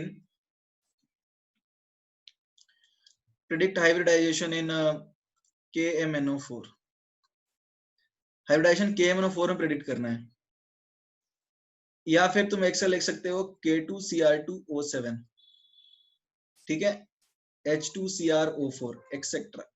अब जरा देखो तो KMNO4 में जो बॉन्ड है, इसमें Mn की ऑक्सीडेशन स्टेट क्या है? इसको ऐसा लिख सकते हैं क्या, K प्लस MnO4 माइनस, इस तरह से लिख सकते हैं। K2Cr2O7 को ऐसा लिख सकते हैं, पानी में तो टूटता ऐसे ही है ना, ये 2K प्लस और Cr2O7 2 माइनस, पानी में तो ऐसे ही टूटता है। Everybody is that clear?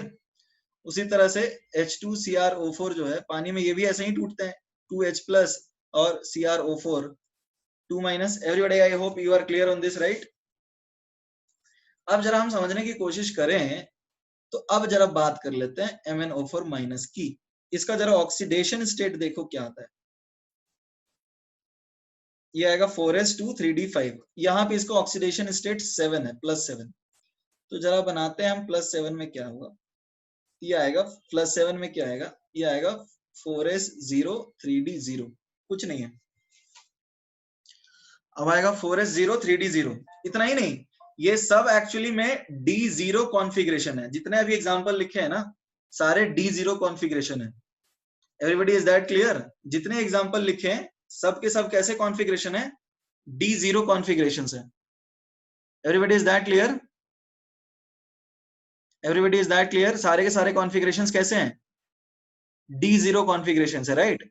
अब D0 कॉन्फ़िगरेशन में अब तो ऑर्बिटल ही नहीं है, मतलब कोई इलेक्ट्रॉन का टेंशन ही नहीं है। अब तुम्हारे पास 4s है और 3d के 5 ऑर्बिटल हैं। तो अब बताओ कहां इलेक्ट्रॉन देगा? लिगेंड जो है जैसे O- कहां इलेक्ट्रॉन देगा? ऑब्वियसली एक s में देगा और 3 d में देगा, क्योंकि यही एनर्जी मिलता है ना। तो यहां क्या बना? यहां बना D3s, क्योंकि 3d पहले आता है इसलिए इसको लिखते हैं D3s। शेप क्या होगा? टेट्राहेड्रल।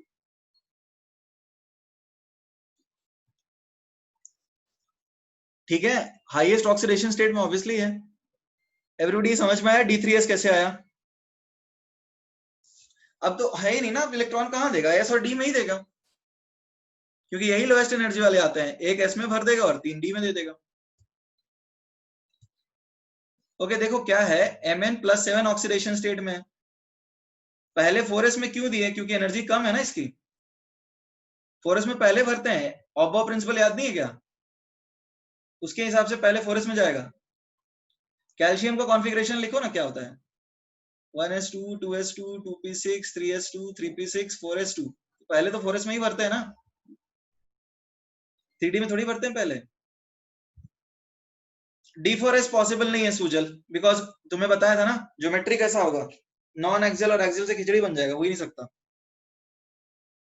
तो इन सारे केसेस में जैसे D0 कॉन्फ़िगरेशन के एग्जांपल है ऊपर जो भी मैंने लिए हैं, D0 कॉन्फ़िगरेशन के एग्जांपल कौन कौन से हैं? KMNO4, ठीक है, K2Cr2O7, ठीक है, H2CrO4, ये सब के सब D3s हैं। बहुत सारे बुक्स इसको sp3 लिखते हैं, बट वो गलत है, ठीक है। D2s बनता नहीं है ना, it has not been found. D2s बनता नहीं है। Everybody is that clear?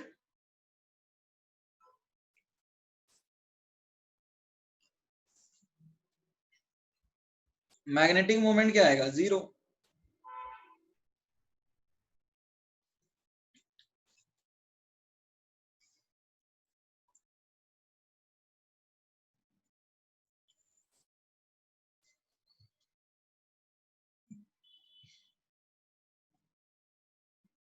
Everybody return? Everybody return? ठीक है, देखो केसेस कुछ और हैं, विल सी दैट। आज तो टाइम हो ही गया लगभग, ग्रुप में डाल दूंगा। तो देखो देयर आर सेवरल केसेस, जैसे D9 रह गया है, यदि if mu is not equal to 0 तो इसको हम बोलते हैं पैरामैग्नेटिक, एंड यदि म्यू इज इक्वल टू 0 है तो इसको हम बोलते हैं डायामैग्नेटिक। ये आपको पता होगा। कॉम्प्लेक्स पैरामैग्नेटिक और डायामैग्नेटिक भी पूछा जा सकता है। Number of unpaired electrons, number of unpaired electrons यदि 0 नहीं है तो पैरामैग्नेटिक, और यदि नंबर ऑफ अनपेयर्ड इलेक्ट्रॉन्स 0 है तो उसको हम बोलते हैं diamagnetic. Everybody is that clear? Everybody is that clear? से यस और नो? तो आज का क्लास तो हो ही गया है। आज के क्लास में किसी को डाउट है तो पूछ लीजिए। Everybody, do you have any doubt? You can ask me.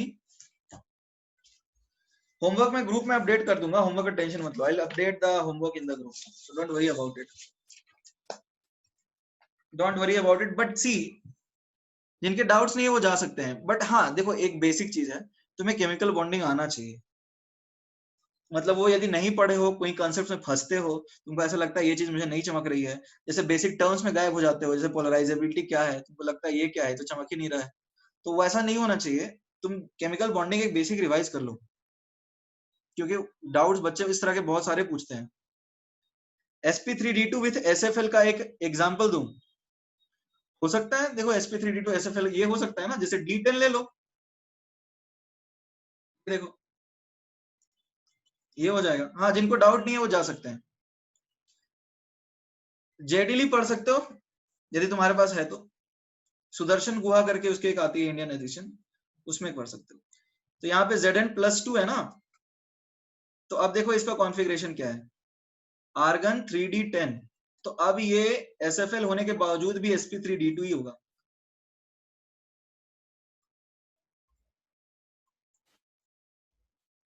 Is that clear? Naman, is that clear now?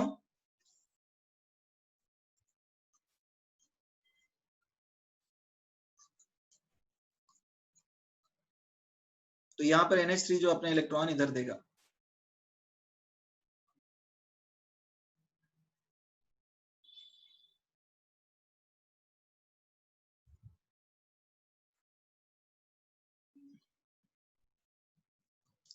This is sp3d2।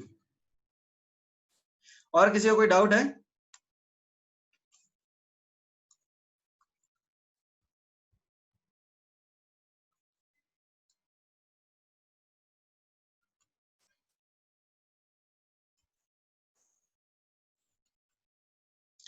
Everybody is that clear? किसी को डाउट है तो पूछिए। Everybody, do you have any doubt?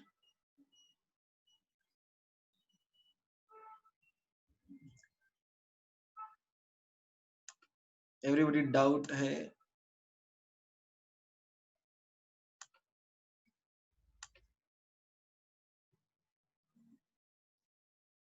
चेतन, तुम्हें AIR क्या लिख रहे हो? AIR sir,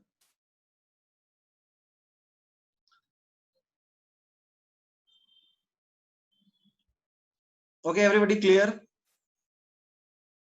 so can we hybridization CN को निकाल कर भी कर सकते हैं क्या? हाँ बिल्कुल कर सकते हो। अरे हाइब्रिडाइजेशन तो हम वैसे ही निकालते हैं ना। देखो, यदि कोऑर्डिनेशन नंबर 4 है तो कोऑर्डिनेशन नंबर 4 पे क्या आ सकता है?